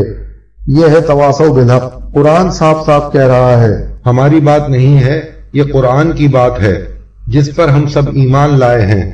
قرآن کہتا ہے کہ خسارے سے تب نکلو گے جب ایمان اور اعمال صالحہ کے ساتھ جب تواصو بالحق ہوگا، کہ ایک ایک امتی کو ایمان پر لاؤ۔ وہ کیسے؟ کہ وہ تاجروں سے جا کر یہ کہے گا کہ تجارت میں نفع نہیں، نفع اللہ کی ذات میں ہے، نفع اللہ نے اپنی قدرت میں رکھا ہے۔ کاشتکار سے کہے گا کہ زمین میں فصل نہیں ہوتی، فصل اللہ کے اگانے سے اگتی ہے۔ حاکم سے یہ کہے کہ تیری حکومت سے کچھ نہیں ہوتا۔ امن کا تعلق اللہ کی ذات سے ہے، حفاظت کا تعلق اللہ کی ذات سے ہے۔ زندگی اور موت، تو موت تم جہاں بھی ہوگے وہاں پر تمہیں روک لے گی۔ تم اپنی حفاظت کے نقشوں میں حفاظت نہیں کر سکتے، تم اپنی مالداری کے نقشے میں پل نہیں سکتے، تم اپنی صحت کے نقشوں میں بیماری سے نجات نہیں پا سکتے۔ کہ ایک ایک امتی کے پاس جا کر اللہ کی ذات عالی کا تعارف کرانا، کہ اللہ کے دھیان کے ساتھ چلنا اور اللہ کی ذات سے ہونے کے یقین پر لانا۔ ابھی تو میرے دوستو بزرگوں جتنا اللہ کی کبریائی کو بولا جا رہا ہے یہ تو عملوں میں بولا جا رہا ہے۔ ایک، کہ نماز پڑھی اللہ اکبر کہہ دیا، دو، اور سورہ فاتحہ پڑھی تو الحمدللہ رب العالمین کہہ دیا، اور اہدنا الصراط المستقیم کہہ دیا۔ یہ نماز میں بولا جانا محنت نہیں ہے، محنت الگ چیز ہے، عمل الگ چیز ہے، محنت سے عمل زندہ ہوں گے۔ ایک اہدنا الصراط المستقیم کا عمل ہے جو نماز میں ہے، اور ایک اس کی محنت ہے جو نماز سے باہر ہے۔ ایک ایاک نعبد و ایاک نستعین کا عمل ہے، ایک ایاک نستعین کی محنت ہے۔ میں عرض کر رہا ہوں محنت کو، ایمان اور اعمال صالحہ، تواصو بالحق اور تواصو بالصبر، یہ محنت ہے کہ ایک ایک امتی کو اللہ سے ہونے کے یقین پر لانا۔ ایمان کو لکھ کر بھیج دینا محنت نہیں ہے، تقریر کر دینا کوئی محنت نہیں ہے، کہ میں تو امت کی ہدایت کی روز دعا تو کرتا ہی ہوں، یہ کوئی محنت نہیں ہے۔ پھر محنت کیا ہے؟ کہ محنت اسے کہتے ہیں کہ یہ نبیوں کی طرح ایک ایک کے پاس جاوے اور ان سے اللہ کی ذات کا تعارف کروائیں، جس طرح جناب محمد رسول اللہ صلی اللہ علیہ وآلہ وسلم ایک ایک کے پاس جاتے تھے کہ میرا ساتھ کون دے گا، مجھے کون ٹھکانہ دے گا، میری کون رہبری کرے گا۔ ایک ایک قبیلے پر، ایک ایک دکان پر، اور مکے میں جو نمائش لگتی تھی حج کے موقع پر ایک ایک کے پاس جاتے اور اللہ کی ذات عالی کا تعارف کراتے۔ یہ کام ہے ہمارا، امت اللہ کو بھولی ہوئی ہے، ان میں سے ایک ایک کے پاس جا کر اللہ کی ذات کا تعارف کرانا یہ محنت ہے، ایسا کرنے کو محنت کہتے ہیں۔ اس تعارف پر جو اللہ کی ذات عالی کو پہچانے گا اور سمجھے گا اور اللہ کی ذات پر ایمان لاوے گا اور اللہ کے غیر سے نہ ہونے کا یقین جو اس کے دل میں اترے گا، تب اس کے اعمال بنیں گے۔ سب سے پہلی ذمہ داری امت پر تواصو بالحق کی ہے کہ ایک ایک امتی کو ایمان پر لاؤ اور ایک ایک امتی کو تواصو بالصبر، صبر پر لاؤ، یعنی احکام پر لاؤ، یعنی ایمان کی دعوت اور اعمال کی دعوت۔ یہ دو کام کرنے ہوں گے ہر امتی کو، دو کام دوسروں کے لیے، تواصو بالحق و تواصو بالصبر۔ دو کام اپنے لیے، ایمان اور اعمال صالحہ، دو کام اس کے ذاتی کہ ہر ایک کا ایمان بن رہا ہو اور ہر ایک کے اعمال بن رہے ہوں، اور دو کاموں کی اس پر پوری امت کی ذمہ داری۔ امت اس ذمہ داری سے ہاتھ دھو بیٹھی ہے۔ میری نماز، میرا روزہ، میری زکوٰۃ، میرا حج، میرے معاملات، میرا اخلاص، میرا معاشرہ، میری قوم، میری قابلیت۔ میرے دوستو، خدا کی قسم امت کا اس بنیاد پر سوچنا بھی جرم ہے۔ اس کو تو اس کی اجازت بھی نہیں ہے کہ یہ ملک کی یا قبیلے کی یا صرف اپنی بستی اور اپنے شہر کی بنیاد پر یا صوبے کی بنیاد پر یہ سوچے۔ اس کو تو اس کی اجازت ہی نہیں ہے، بلکہ جناب محمد رسول اللہ صلی اللہ علیہ وآلہ وسلم کے یہاں تو سہیل رومی، بلال حبشی، یعنی کوئی کالا، کوئی گورا، کوئی سرخ، کوئی مٹیالہ، کوئی کسی زبان کا، کوئی قبیلے کا، آپ صلی اللہ علیہ وآلہ وسلم سے تو دعوت دینے کا اللہ تعالیٰ نے ایسا نظم بنوایا کہ اتر کر ہرا سے سوئے قوم آیا اور ایک نسخہ کیمیا ساتھ لایا۔ وہ نسخہ کیمیا کیا تھا؟ یوں کہیں کہ وہ نسخہ کیمیا یہ تھا کہ امت کو ایسا کام دیا ہے کہ امت ہمیشہ اس کیمیائی نسخے سے فائدہ اٹھاتی رہے۔ اور وہ کیا صورت بنی کہ جس وقت آپ غار ہرا سے تشریف لائے، یعنی جس وقت اللہ کی طرف سے نبوت کی ذمہ داری آپ پر ڈالی گئی، آپ پر پہلے ہی دن امت کی تینوں قسموں کو آپ کے سامنے پیش کر دیا گیا۔ دعوت دینے کے لیے پوری امت، انسانیت انہی تین قسموں پر مشتمل ہے، ایک مرد، دو عورت، تین بچہ۔ ساری دنیا میں انسانیت کی یہی تین قسمیں ہیں۔ صرف جس وقت جناب رسول پاک صلی اللہ علیہ وآلہ وسلم ہرا سے تشریف لائے، امت کی طرف آپ نے بائیک وقت تینوں کو دعوت دی ہے۔ عورت، مرد اور بچہ تینوں ایک ساتھ جمع ہو گئے۔ ایک مردوں میں ابو بکر صدیق رضی اللہ تعالی عنہ، دو عورتوں میں حضرت خدیجہ الکبریٰ رضی اللہ تعالی عنہ، اور تین بچوں میں علی ابن طالب رضی اللہ تعالی عنہ۔ ان تینوں کو آپ نے بوقت ایک دعوت دی، یہ نہیں کہ بچوں کو بعد میں اور بڑوں کو پہلے، یا مردوں کو پہلے دی ہو اور عورتوں کو بعد میں، تینوں کو بوقت ایک دعوت دی ہے۔ امت کو تقسیم نہیں کیا ہے، یہ آپ کا پہلا دن ہے۔ اور آخری دن جب آپ دنیا سے تشریف لے جا رہے تھے، حضرت اسامہ کے لشکر کی روانگی یہ بتلا رہی ہے کہ کام امت کے حوالے کر کے جا رہے ہیں۔ جس وقت آپ دنیا سے تشریف لے جا رہے تھے، آپ نے امت کو تین چیزیں دی ہیں، اور تینوں چیزوں میں آپ نے امت کو سب کچھ دے دیا: حقوق العباد اور دعوت کی عظیم ذمہ داری جو نبیوں سے نبیوں میں ہر زمانے میں منتقل ہو رہی تھی۔ یہ نور نبوت اور یہ نور ہدایت اور یہ دعوت کی ذمہ داری اور یہ دین کی امانت جو نبیوں سے نبیوں میں منتقل ہو رہی تھی۔ ایک نبی جاتا، دوسرے نبی کام کرنے کے لیے آ جاتے، پھر وہ جاتے، ان کے بعد تیسرے نبی آ جاتے، کہ نبیوں سے نبیوں میں منتقل ہو رہی تھی دعوت۔ الانجا آخر المرسلین، یہاں تک کہ جناب رسول اکرم صلی اللہ علیہ وآلہ وسلم تشریف لے آئے، پھر آپ سے دعوت کی محنت 100% امت کی طرف منتقل ہوئی کہ جو کام نبوت کا وہی کام امت کا۔ تو جب آپ دنیا سے تشریف لے جا رہے تھے، اس وقت آپ امت کو تین حکم دے کر دنیا سے تشریف لے گئے ہیں، اور ان تینوں چیزوں کے اندر جناب رسول اللہ صلی اللہ علیہ وآلہ وسلم نے حقوق اللہ، حقوق العباد اور دعوت کی محنت، یہ تینوں چیزیں آپ نے امت کو سونپی ہیں۔ ایک الصلاۃ، دو وما ملکت ایمانکم، تین انفروا جیش اسامہ۔ یہ تین باتیں آپ سے ثابت ہیں کہ آپ وفات کے وقت یہ تین باتیں فرما گئے۔ ایک الصلاۃ، نماز کو لازم قرار دے لو، جس میں نماز نہیں اس کا اسلام میں کوئی حصہ نہیں، اس میں سارے حقوق اللہ آ گئے کہ یہ حقوق اللہ کی جڑ ہے، بنیاد ہے۔ اور دو وما ملکت ایمانکم، تمہارے ہاتھ تلے جو بھی ہے، کہ تم حاکم ہو تو محکوم کی ذمہ داری تم پر، تم باپ ہو تو بچوں کی ذمہ داری تم پر، تم شوہر ہو تو بیوی کی ذمہ داری تم پر، تم امیر ہو تو جماعت کی ذمہ داری تم پر، تم استاد ہو تو شاگرد کی ذمہ داری تم پر، تم پیر ہو تو مریدوں کی ذمہ داری تم پر۔ جو بھی تمہارے ہاتھ تلے ہے اس کا حق، اور اس کا سب سے پہلا حق کیا ہے کہ اس کو اللہ کی ذات سے جوڑنا۔ جو اللہ کو نہیں پہچانے گا وہ کسی چیز کو بھی نہیں پہچان سکے گا۔ ان دو لفظوں میں یعنی الصلاۃ اور وما ملکت ایمانکم نے اپنے تمام حقوق اللہ اور تمام حقوق العباد امت کو بتلائے۔ اور تیسرا انفروا جیش اسامہ، حضرت اسامہ کے لشکر کی روانگی، جس کا جھنڈا آپ نے اپنے کپکپاتے ہاتھوں سے باندھا تھا کہ میری وفات سے متاثر ہو کر کہیں کام سے بیٹھ نہ جانا، اس لیے اسامہ کے لشکر کو روانہ کر دو۔ آپ سکرات میں اور آپ کو اسامہ کے لشکر کا تقاضا۔ میرے دوستو بزرگوں، میں یہ عرض کرنا چاہ رہا ہوں کہ امت کو آپ ذمہ داری دے کر دنیا سے تشریف لے گئے ہیں۔ یہ کام کسی ایک جماعت کا نہیں، تم میں سے ہر ایک ذمہ دار ہے، اور ہر ایک سے اس کے ماتحت کے بارے میں پوچھا جاوے گا کہ میری نماز اور میرا روزہ، میرے اعمال صالحہ میں تو اپنی ذات سے کر ہی رہا ہوں۔ یہ عام بات پھیلی ہوئی ہے امت میں کہ میاں ہم نماز تو پڑھتے ہی ہیں۔ امت یوں سمجھ رہی ہے کہ یہ تبلیغ کا کام اس لیے ہے کہ جو نمازی نہیں ہے وہ نماز پڑھنے لگے۔ ارے یہ بات نہیں ہے، بلکہ بات یہ ہے اگر تو اپنی نماز پڑھتا ہے تو تجھے بھی نماز کی حقیقت تب ہی ملے گی جب تو دوسروں کو انبیاء اور صحابہ والی نماز کی دعوت دے گا۔ نماز کی حقیقت تک نماز کی دعوت سے پہنچے گا، کلمے کی حقیقت تک کلمے کی دعوت سے پہنچے گا، علم ذکر کی حقیقت تک اس کی دعوت سے پہنچے گا، اکرام اخلاص اور دعوت کی حقیقت تک ان کی دعوت سے پہنچے گا۔ انفرادی مسئلہ نہیں ہے، مسئلہ اجتماعی ہے۔ ایک امت بنا کر گئے ہیں حضور اکرم صلی اللہ علیہ وآلہ وسلم نے، کوئی فرقہ نہیں بنایا، کوئی جماعت نہیں بنائی۔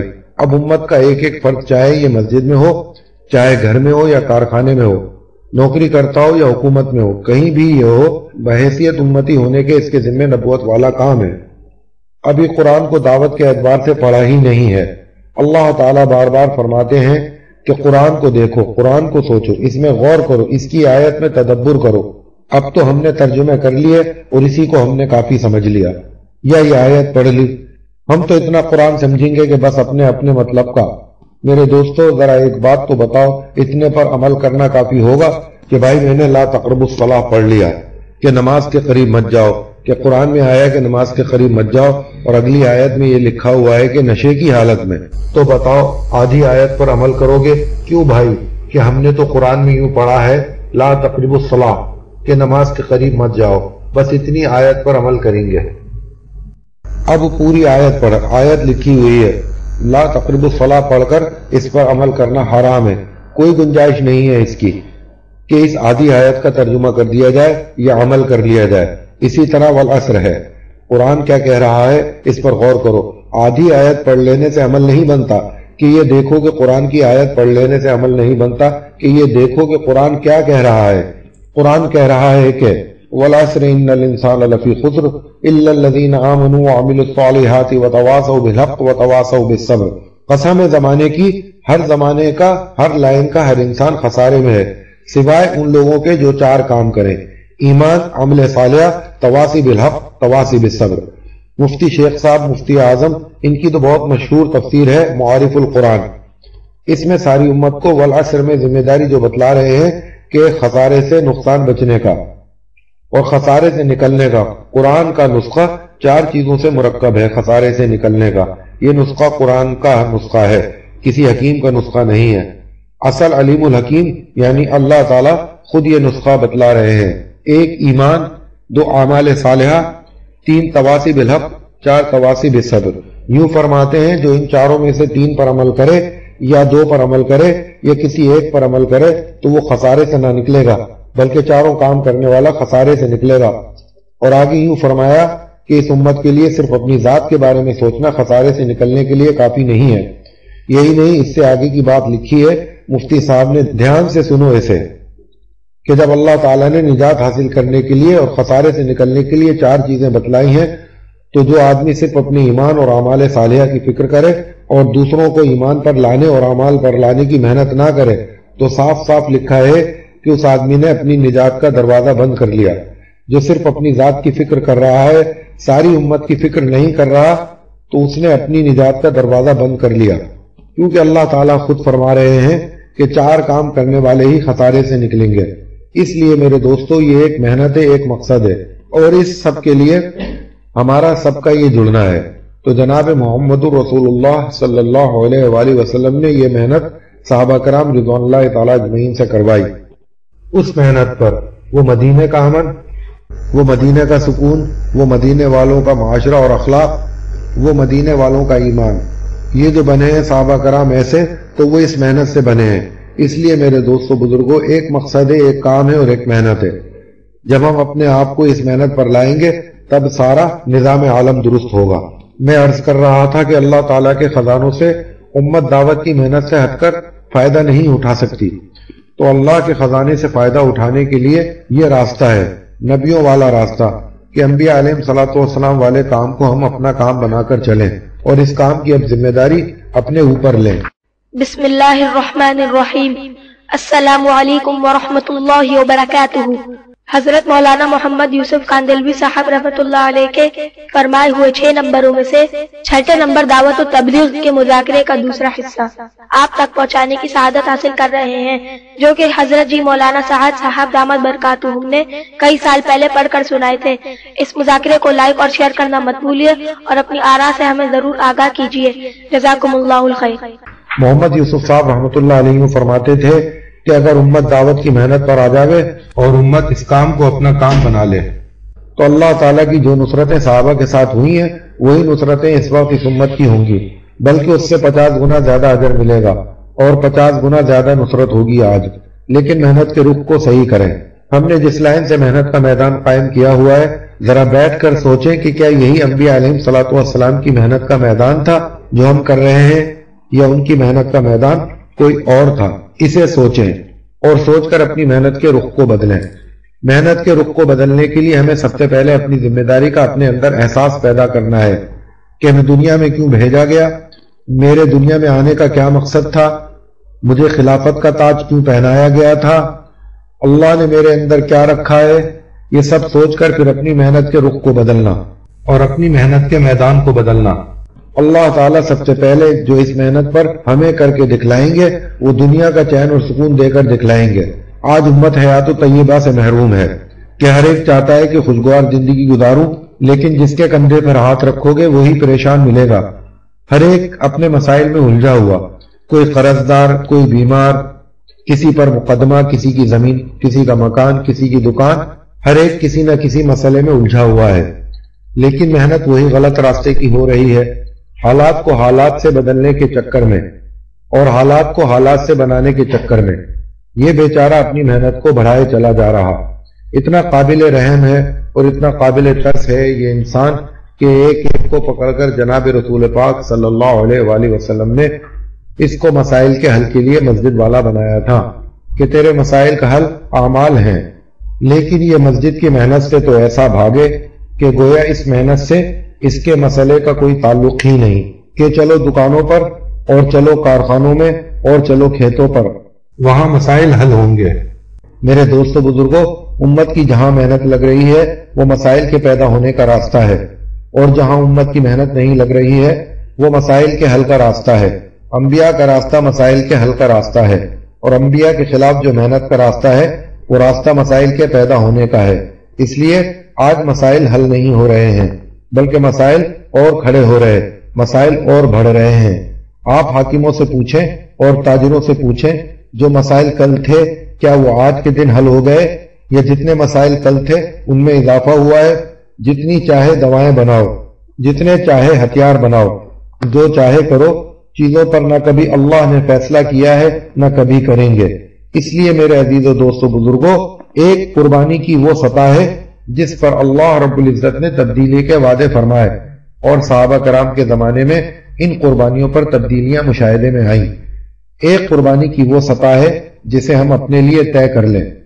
حضور اکرم صلی اللہ علیہ وآلہ وسلم و صحابہ کرام جس طرح نمونہ اعمال میں ہیں، اسی طرح وہ نمونہ ہے حقیقت کو پانے کی محنت میں بھی ہے، اور وہ قربانی کی سطح متعین ہے جو قربانی کی سطح دائی کی ہونی چاہیے۔ اس قربانی کی سطح تک پہنچنے کے لیے یہ دعوت کی محنت ہو رہی ہے کہ محنت کر کے ایک مجموعہ اس قربانی کی سطح کا آ جائے جس پر رکھ کر اللہ رب العزت عالم کی ہدایت کا فیصلہ فرماوے۔ میرے دوستو عزیز و بزرگوں، ایک تو اس کام کو عمل سمجھنا، دوسری طرف اس کام میں بصیرت کا تقاضا کیا ہے۔ اس کام پر بصیرت کا تقاضا یہ ہے کہ اس کام کو سوائے نبوت والے کام کے علاوہ اور وجہ سے نہ کیا جائے۔ انا ومن اتبعنی کا یہ تقاضا ہے کہ جس بصیرت پر میں ہوں اسی بصیرت پر میرے اتباع کرنے والا ہو۔ آمن الرسول بما انزل علیہ والمؤمنون، جس طرح ایمان والوں کو نبی یقین کرنا ضروری ہے، اسی طرح نبی کو بھی اسی کا حکم ہے کہ وہ اپنے کو نبی ہونے کا یقین رکھے کہ میں اللہ کی طرف سے بھیجا ہوا ہوں۔ اس بصیرت کے بغیر استقامت نہیں ہوتی۔ وجہ عمل کیا ہے؟ کیوں کر رہے ہو؟ سب کر رہے ہیں اس لیے کر رہا ہوں، یا یہ کہ میں نے ذاتی طور پر اس کام میں کچھ نفع محسوس کیا۔ میرے دوستو عزیز و بزرگوں، میں یہ عرض کرنا چاہتا ہوں کہ اس کام کو چاہے کوئی نہ کرے، بلکہ چاہے ہر ایک اس کام کی مخالفت کرے، تب بھی ہمیں اس کام پر پوری استقامت ہونی چاہیے۔ یہ بصیرت کا تقاضا ہے کہ کسی کے اس کام کو نہ کرنے سے میرے اپنے اندر کام کو لے کر کوئی شک نہ ہو۔ یہ کام شک پر نہیں چل سکتا، کیونکہ شک پر استقامت نہیں ہوتی۔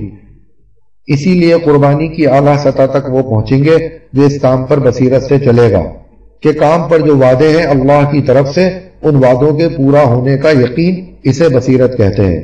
میرے دوستو، اگر یہ یقین نہیں ہوگا تو نامعلوم کاروباری آدمی کو کتنے تقاضے ایسے پیش آتے ہیں جو انہیں لا کر ایسے حالات میں کھڑا کرتے ہیں کہ پھر یہ کہہ دیتا ہے کہ ان حالات میں کام نہیں ہو سکتا۔ میرے دوستو، ایک ہے اس کام کو عمل سمجھنا۔ دیکھو، اس کام پر اللہ کی طرف سے جو کچھ ملنے والا ہے دوستو، وہ مقصود نہیں ہے، وہ سب تمام کا تمام اللہ کی طرف سے موعود ہے۔ اللہ کی طرف سے اس کے ملنے کا وعدہ ہے۔ جو موعود کے لیے کرتا ہے، اس کی نگاہ موعود پر ہونے کی وجہ سے مقصود سے ہٹ جاتا ہے، پھر وہ اپنے عمل کو وعدوں کے بقدر جتنے کی اس کے اندر چاہت ہوگی اتنا عمل کر لے گا، لیکن مقصد کو پورا کرنے پر وعدے پورے ہوتے ہیں، اس سے اس کی نیت ہٹ جائیں گی۔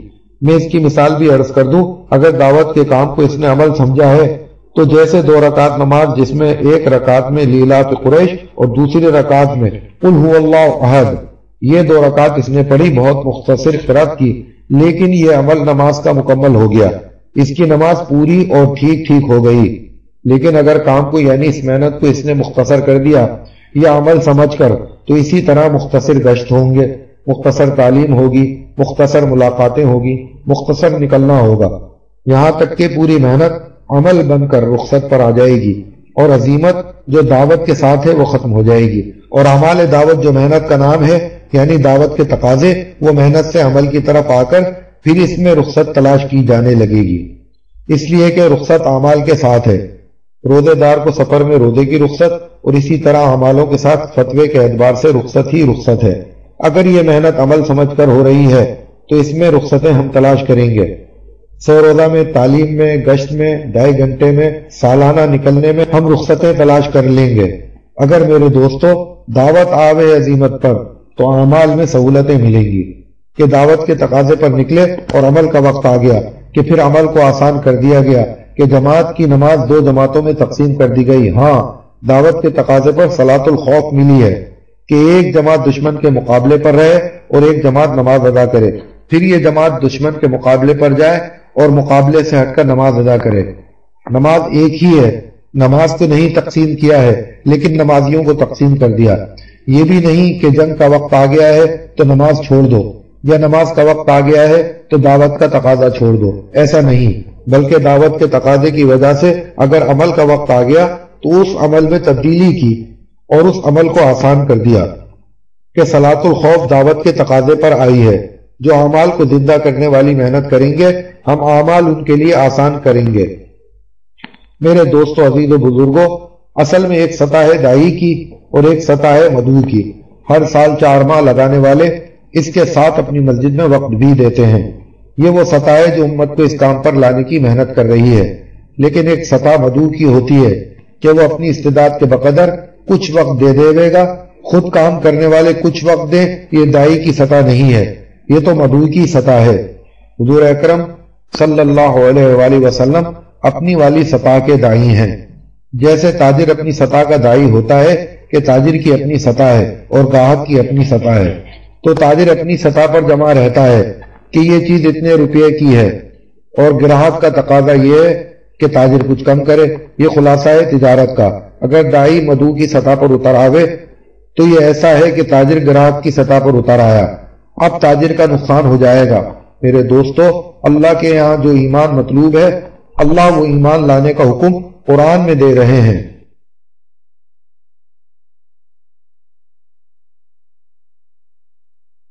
اور جو نماز کی حقیقت حضور پاک صلی اللہ علیہ وآلہ وسلم معراج میں عرش سے لے کر آئے ہیں، آپ صلی اللہ علیہ وآلہ وسلم اس نماز کے دائی ہیں، تو یہ دائی کی سطح ہے۔ میرے دوستو، عزیز و بزرگوں، قربانیوں کی اس اعلیٰ سطح پر آنے کے لیے دعوت دی جا رہی ہے، اور اس پر امت کو لانے کے لیے یہ دعوت دی جا رہی ہے کہ قربانیوں کی ان اعلیٰ سطح پر آیا جاوے جس سطح پر آ کر اللہ رب العزت ایک مجموعے پر رکھ کے عالم کا فیصلہ فرما دے۔ لیکن خواہشات کے راستے سے نہ کبھی دعوت کا اثر مدعو پر ہوا ہے، نہ کبھی دعوت اثر کرے گی، اور ملک و مال کے راستے سے نہ کبھی ایسا ہوا ہے، نہ کبھی ہوگا۔ اگر ذرا سا غور کیا جاوے تو پتہ ہو جائے گا کہ ہر نبی اسباب سے خالی کر کے بھیجے گئے۔ جن نبیوں کے پاس اسباب تھے، لیکن جب انہیں کام سپرد کیا گیا تو اسباب سارے ان سے لے لیے گئے۔ اب ملکوں کے تقاضے اس پر ڈالے جاتے ہیں جن کے پاس اسباب ہوں، اور جن کے پاس باہر جانے کے اسباب نہیں ہیں، ویسے لوگوں کے سامنے تقاضے بالکل نہ ڈالنا، وہ بیچارہ تقاضے پورے نہ کر سکیں گے۔ یہ سوچ ہے ہم کام کرنے والوں کی۔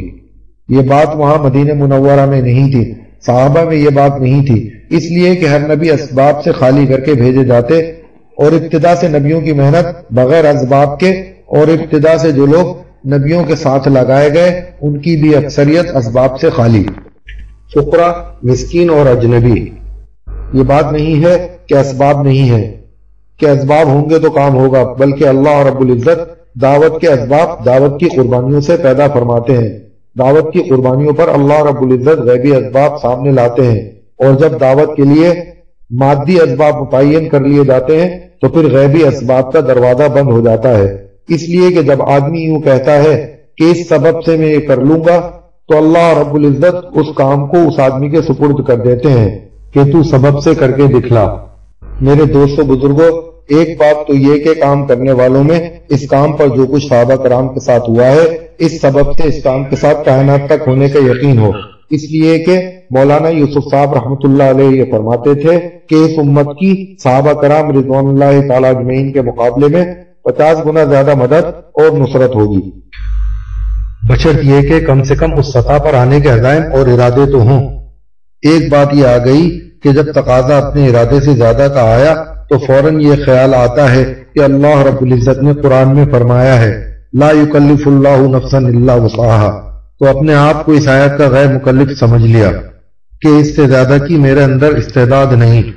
حالانکہ اس آیت کا مطلب ہرگز یہ نہیں ہے، بلکہ اس آیت کا مطلب یہ ہے کہ اللہ رب العزت نے تیرے اندر جو استعداد رکھی ہے اور صلاحیت رکھی ہے، تو میں نے اس سے زیادہ کا تجھے مکلف نہیں کیا۔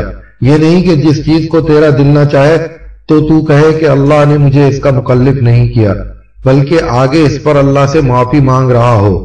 آیت کہ اے اللہ، تو نے مجھے صلاحیتیں اور استعداد دی تھی، میں ان کو تیرے حکموں کے مطابق استعمال نہ کر سکا، اور اس پر تو میری پکڑ نہ فرما۔ اس لیے کہ اللہ رب العزت نے صلاحیتوں سے زیادہ ان لوگوں پر بوجھ نہ ڈالا جن کو جتنا کرنے کے لیے کہا گیا تھا، انہوں نے اتنا نہیں کیا، تو ان قوموں کو اللہ نے آزمائشوں میں ڈالا۔ تو جس کو جتنا کرنے کے لیے دیا گیا ہے، اگر وہ اتنا نہ کریں تو اس کام میں اللہ آزمائشوں کو ڈال دیتے ہیں۔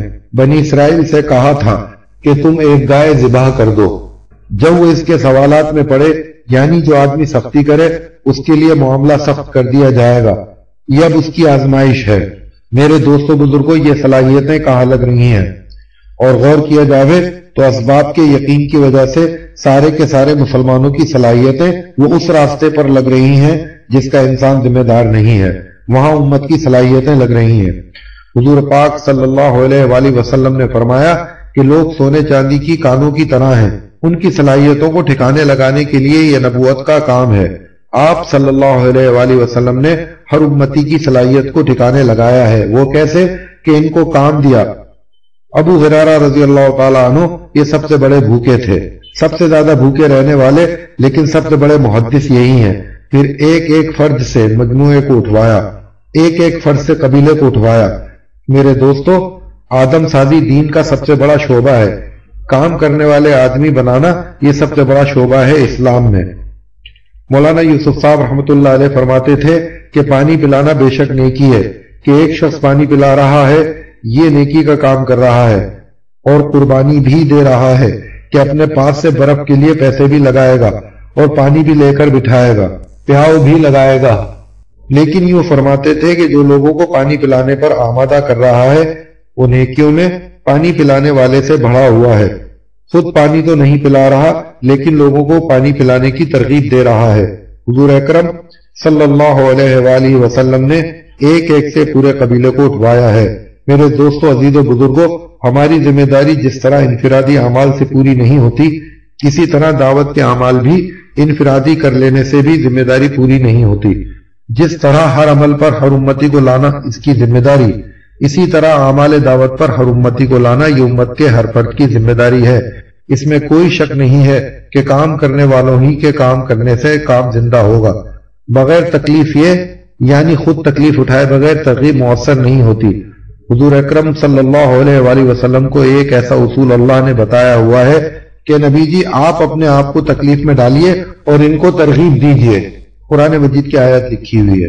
میرے دوستو، ایک بہت بڑا مجمع وہ ہے عوام کا جو اس کام کو حق جانتا ہے، اس کو حق سمجھتا ہے، لیکن جب کام کے تقاضوں کا وقت آتا ہے تو اس میں وہ کام کرنے والوں کی سطح کو دیکھتا ہے کہ کام کرنے والے کس طرح پر ہیں۔ اس سطح کو دیکھ کر وہ اپنے بارے میں فیصلہ کرتا ہے۔ دیکھو، بات اور قول کے اعتبار سے جتنی چاہے آپ لوگ ترغیب دے دو، لیکن جب خود کام کرنے کا وقت آئے گا تو جو دوسروں کو کام کی ترغیب دے رہا تھا وہ اسباب کے یقین کی وجہ سے خود کام کے تقاضوں سے اپنا ہاتھ کھینچ لے گا۔ میرے دوستو، ایک بہت بڑا طبقہ ہے جو قربانیوں کے ساتھ کام کو لے کر چل سکتا ہے، پر اس میں ہم تقاضے پورے نہ کرنے کی وجہ سے روڑا بنے ہوئے ہیں۔ ہم ایک طبقے میں قربانیاں نہ بڑھانے کی وجہ سے ان کا روڑا بنے ہوئے ہیں۔ اگر غور کیا جائے گا تو نہ جانے کتنے ایسے ملیں گے جو کام پر نہیں جمے ہیں۔ نئیوں کے لیے یہی چیز رکاوٹ بنی ہوئی ہے، کیونکہ اس میں کوئی شک نہیں کہ آدمی اس کام میں جب لگتا ہے، ابتدا میں تو شروع میں صرف کام ہی سامنے ہوتا ہے۔ مجھ سے ایک صاحب کہنے لگے کہ جب میں اس کام میں لگا، مولانا یوسف صاحب رحمۃ اللہ علیہ کے زمانے میں 4 ماہ پیدل لگائے۔ اس وقت عجیب کیفیت تھی۔ تعلیم کی اور گشت کی کیا بات ہے کہ ابتدا میں عجیب کیفیت کے ساتھ آدمی کام میں چلتا ہے اور پھر اعمال دعوت کا ہلکا پن آنے لگتا ہے۔ میرے دوستو، ایک ہوتی ہے عبادت اور ایک ہوتی ہے عادت۔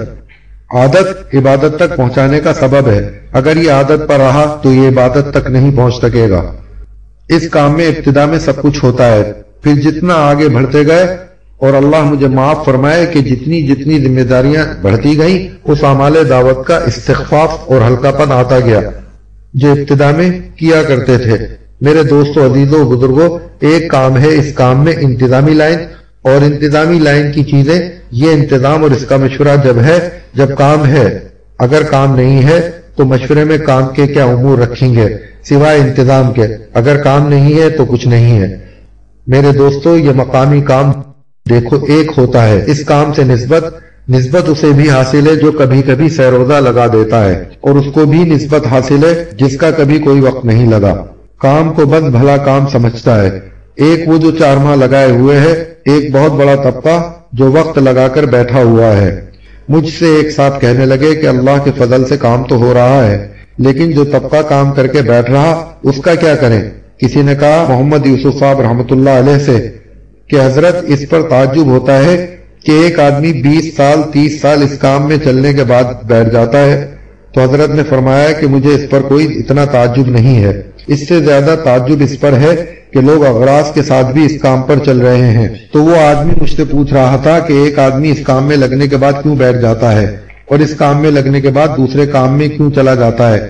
تو میں نے اس سے عرض کیا کہ بھائی دیکھو، انہیں اس کام سے نسبت ہوئی تھی، مناسبت نہیں ہوئی تھی کہ لوگ یوں کہیں کہ یہ آدمی وقت لگائے ہوئے ہیں، لیکن اس نے تو بس ذاتی طور پر کام کو نہ اوڑا، بس نسبت ہے۔ دیکھو، صرف نسبت سے کام نہیں چلتا، مناسبت سے کام چلتا ہے۔ اس لیے بصیرت کے بقدر اس کام پر استعمال ہوگا، ورنہ اعمال دعوت کا ہلکا پن آئے گا طبیعتوں میں۔ میرے دوستو، یہ تو ابتدائی کام ہے، مگر کسی مسجد سے کسی ساتھی کا اگلے تقاضے پر جانا بھی ہم لوگ یوں سوچتے ہیں کہ یہ آدمی جب اگلے تقاضے پر جائے گا تو اس مسجد کا کیا ہوگا۔ اصل میں قربانیوں کی جس سطح پر ہمیں پہنچنا ہے ہم اس سطح کی دعوت دینے سے گھبراتے ہیں۔ کیوں؟ اس لیے کہ ہم دعوت دے رہے ہیں امت کی سطح کو دیکھ کر۔ میرے دوستو، امت کی سطح کو دیکھ کر دعوت نہیں ہے، بلکہ دعوت کی سطح تو حضور پاک صلی اللہ علیہ وآلہ وسلم کی سطح متعین ہے۔ اس تک پہنچنے کا طریقہ یہ نہیں ہے کہ جیسا ماحول ہو ویسے دعوت دیجیے، بلکہ اس تک پہنچنے کا طریقہ یہ ہے کہ اس سطح کی دعوت دو جس منزل پر پہنچنا ہے۔ دائی اگر اپنی دعوت میں اپنی سطح سے نیچے اتر جاوے، یہ تو میرے دوستو انتہائی نقصان اور انتہائی انحطاط کا راستہ ہے کہ وہ نیچے اتر رہا ہے۔ دعوت پوری دی جاوے، پوری دعوت دیں گے، ابتدا میں 1/3 عمل ہوگا، پھر پوری دعوت دیں گے تو کام اور آگے بڑھے گا۔ لیکن اگر اس کی عمل کی سطح پر دعوت آ گئی تو پھر یہ بھی ہو جائے گا کہ کام کرنے والوں میں 2 طبقے ہو جائیں گے۔ ایک طبقہ تو اتنی دعوت کا عادی ہو جائے گا جتنی کی امت میں استعداد ہے، اور دوسرا طبقہ یہ کہے گا کہ نہیں یوں کرو، یہاں سے محنت کے 2 رخ بنیں گے۔ میرے دوستو بزرگوں، اس لیے عرض یہ ہے کہ ہم پوری اعلیٰ سطح کی دعوت دیں۔ دعوت دینے میں ذرہ برابر اسباب کا یا جس کو دعوت دے رہے ہیں اس کا یا اللہ کی کسی غیر کا تاثر اپنے اندر لے کر دعوت نہ دیں۔ اپنے اندر اگر اللہ کے غیر کے تاثر سے دعوت دے رہا ہے تو اس کی دعوت کی سطح وہیں گر گئی اور اللہ کی غیبی مددیں وہیں اٹھ گئیں، اس لیے کہ اللہ کے غیر کے تاثر سے اللہ کی غیبی نصرتوں کا دروازہ وہیں بند ہو جاتا ہے۔ ہم یہ سوچتے ہیں کہ ابھی تو اس کو دعوت اتنے کی دے دو، جب یہ ساتھ جڑ جائے گا تو پھر آگے کی دعوت کو دیں گے۔ یہ تو پہلی دعوت پر قربانیوں کا بھاؤ طے کرے گا، قربانی کی سطح طے کر لے گا۔ میں یہ اس لیے عرض کر رہا کہ ہر ایک اپنی تجارت، اپنے گھر، ملازمت، اپنی ساری دنیاوی مشغولیتیں جو اس کی ہیں، اس کے اعتبار سے ہر ایک نے کام کو اپنے و دنیاوی کاموں کے ساتھ سیٹ کر رکھا ہے۔ میرے دوستو، جب دنیاوی تقاضوں کی وجہ سے دعوت کے تقاضے آگے پیچھے کیے جانے لگے تو محمد یوسف صاحب رحمۃ اللہ علیہ فرماتے تھے کہ مجاہدہ ناقص اور اس ناقص مجاہدے کے اثرات بھی ناقص ہی مرتب ہوں گے۔ یہ وقت کی پابندی اپنی طبیعتوں کو بدلنے کے لیے ہے۔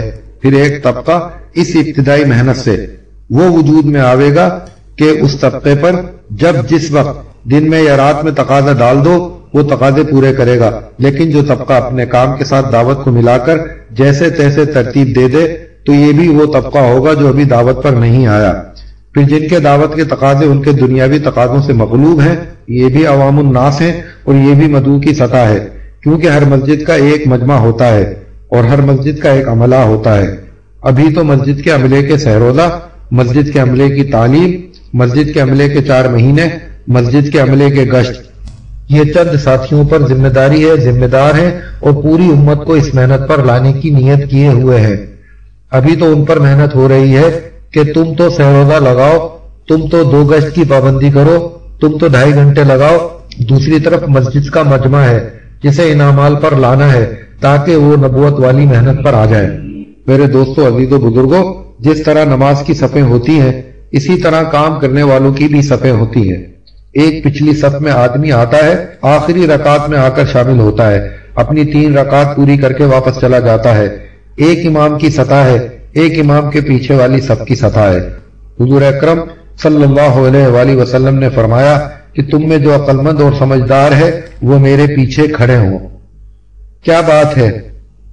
بات یہ ہے کہ اگر کسی موقع پر کوئی تقاضا تم سے متعلق آ گیا تو امام بولے گا نہیں، صرف اشارہ کرے گا انگلی سے اور اپنی جگہ سے ہٹ کر ایک آدمی کو پیچھے سے اپنی جگہ بلا کر کھڑا کر دے گا۔ میرے دوستو، وہ طبقہ کہاں ہے؟ حضور اکرم صلی اللہ علیہ وآلہ وسلم نے ایسے کام کرنے والے آدمی بنائے کہ آپ کے دنیا سے تشریف لے جانے پر دیکھو آپ کا وقت تمام نبیوں کے مقابلے میں سب سے کم، کہاں 950 سال نوح علیہ السلام کے، کہاں 23 سال حضور پاک صلی اللہ علیہ وآلہ وسلم کے، لیکن اس 23 سال میں آپ نے وہ عملہ تیار کیا کہ آپ کے دنیا سے تشریف لے جانے پر کام کا رائی کے دانے کے برابر بھی نقصان نہ ہوا۔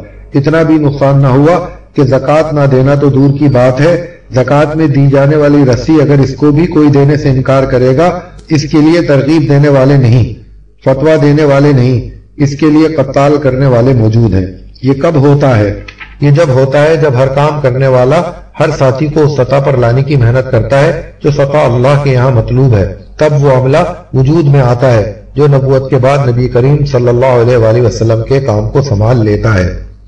آپ صلی اللہ علیہ وآلہ وسلم نے ہر استعداد کا آدمی تیار کیا، یہاں تک کہ ایسا آدمی بھی تیار کیا کہ اگر نبوت کا دروازہ بند نہ ہوتا تو حضرت عمر فاروق رضی اللہ تعالیٰ عنہ کے اندر نبی والی استعداد پیدا فرمائی، جس کی زبان پر فرشتے بولتے ہیں اور جو عمر چاہتے ہیں اللہ کی طرف سے اس کا حکم آ جاتا ہے۔ یہ اس پر ہوا ہے میرے دوستو کہ یہ اگلی صف والے جب بنتے ہیں، جب ان کی قربانیاں اتنی ہو جاوے کہ یہ امام ہونے کی سطح پر آ جاوے کہ امام کو جب کوئی ضرورت پیش آ جاوے یا اس کا وضو جاتا رہے یا کوئی عذر پیش آ جاوے تو وہ زبان سے بولے بغیر اشارے سے اتنی جلدی پیچھے والے آدمی کو آگے کرتا ہے اور جہاں سے امام نے عمل کو چھوڑا ہے وہ وہیں سے شروع کر دیتا ہے، یعنی اتنا بھی فاصلہ نہیں ہوتا کہ امام کو کوئی عمل چھوٹ جائے۔ حضور اکرم صلی اللہ علیہ وآلہ وسلم کا حضرت اسامہ رضی اللہ تعالیٰ عنہ کے لشکر کو بھی روانہ کرنے کا یہی مطلب تھا کہ ہم جا رہے ہیں، لیکن اسامہ کے لشکر کو اتنی بھی دیر نہ ہو کہ جس سے نبوت کے امت کی طرف کام کے آنے میں کوئی فاصلہ ہو جائے۔ تو ہوتا ہے میرے دوستو اس تقاضے کے آدمی بنانا، اور آدمی بنا کرتے ہیں قربانیوں سے۔ اس کام میں ہر ایک اپنی اپنی قربانی کے بقدر آگے بڑھتا ہے۔ اللہ رب العزت کی طرف سے ہر آدمی کا انتخاب اس کی نیت اور طلب پر ہوتا ہے۔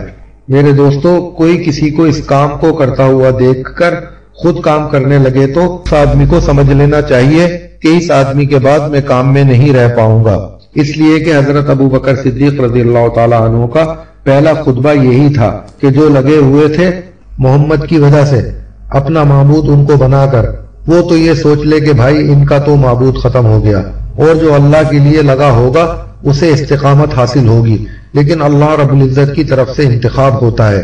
ہم سمجھتے ہیں کہ مشورے والے جس کو آگے بڑھا دیں، جس کو چاہے پیچھے کر دیں، کیا مشورے والے کر سکتے ہیں ایسا؟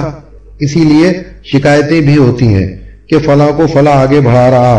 نہیں دوستو، جو بھی تقاضے آتے ہیں چاہے مسجد کی جماعت پر چاہے مشورے کی جماعت پر، وہ اللہ کی طرف سے آتے ہیں۔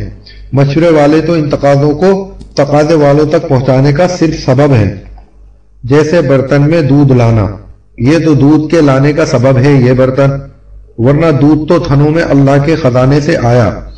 دعوت کے تقاضے اللہ کی طرف سے آتے ہیں اور اللہ کی طرف سے ان تقاضوں کے پورا کرنے والے منتخب کیے جاتے ہیں۔ اللہ ہی جانتے ہیں کہ کام کس سے لینا ہے، بس ہم اپنے کو قربانیوں کے لیے تیار رکھیں اخلاص کے ساتھ۔ نہ تو ہم یہ دیکھتے ہیں کہ تم کون ہو، اور ہم کسی کے تھکنے کو بھی نہیں دیکھتے کہ یہ آدمی اپنے آپ کو کام میں کتنا تھکا رہا ہے۔ ایک آدمی نے دعوت کی خوب محنت کی کہ صحابہ کرام اس کی محنت سے متاثر ہو کر کہنے لگے کہ یا رسول اللہ، فلاں نے تو کام پر اپنی جان لگا دی۔ آپ صلی اللہ علیہ وآلہ وسلم نے فرمایا، تم لوگ تو کہہ رہے ہو کہ فلاں آدمی نے اپنی جان لگا دی، اور میں نے اس کو جہنم میں دیکھا ہے کہ اس نے ایک کرتا چرایا مال غنیمت میں سے، اس وجہ سے اس کو جہنم میں دیکھا ہے۔ میرے دوستو، صرف بھاگا دوڑی نہیں ہے، بلکہ اپنے اندر کے اخلاص سے اپنے آپ کو اللہ کے یہاں قبول کروانا۔ ابھی تو ہم قبول کروانے کی محنت میں چل رہے ہیں، یہ نہیں کہ جو مشورے میں بیٹھنے لگے وہ قبول ہو گیا، جو 2.5 گھنٹے اور سیروزہ لگانے لگا وہ قبول ہو گیا، یا تعلیم اور گشت میں شرکت کرنے لگا تو قبول ہو گیا۔ میرے دوستو، ایک صحابی حضور پاک صلی اللہ علیہ وآلہ وسلم کی وحی کو لکھتے تھے۔ حضور اکرم صلی اللہ علیہ وآلہ وسلم نے اس کام پر لگایا تھا انہیں۔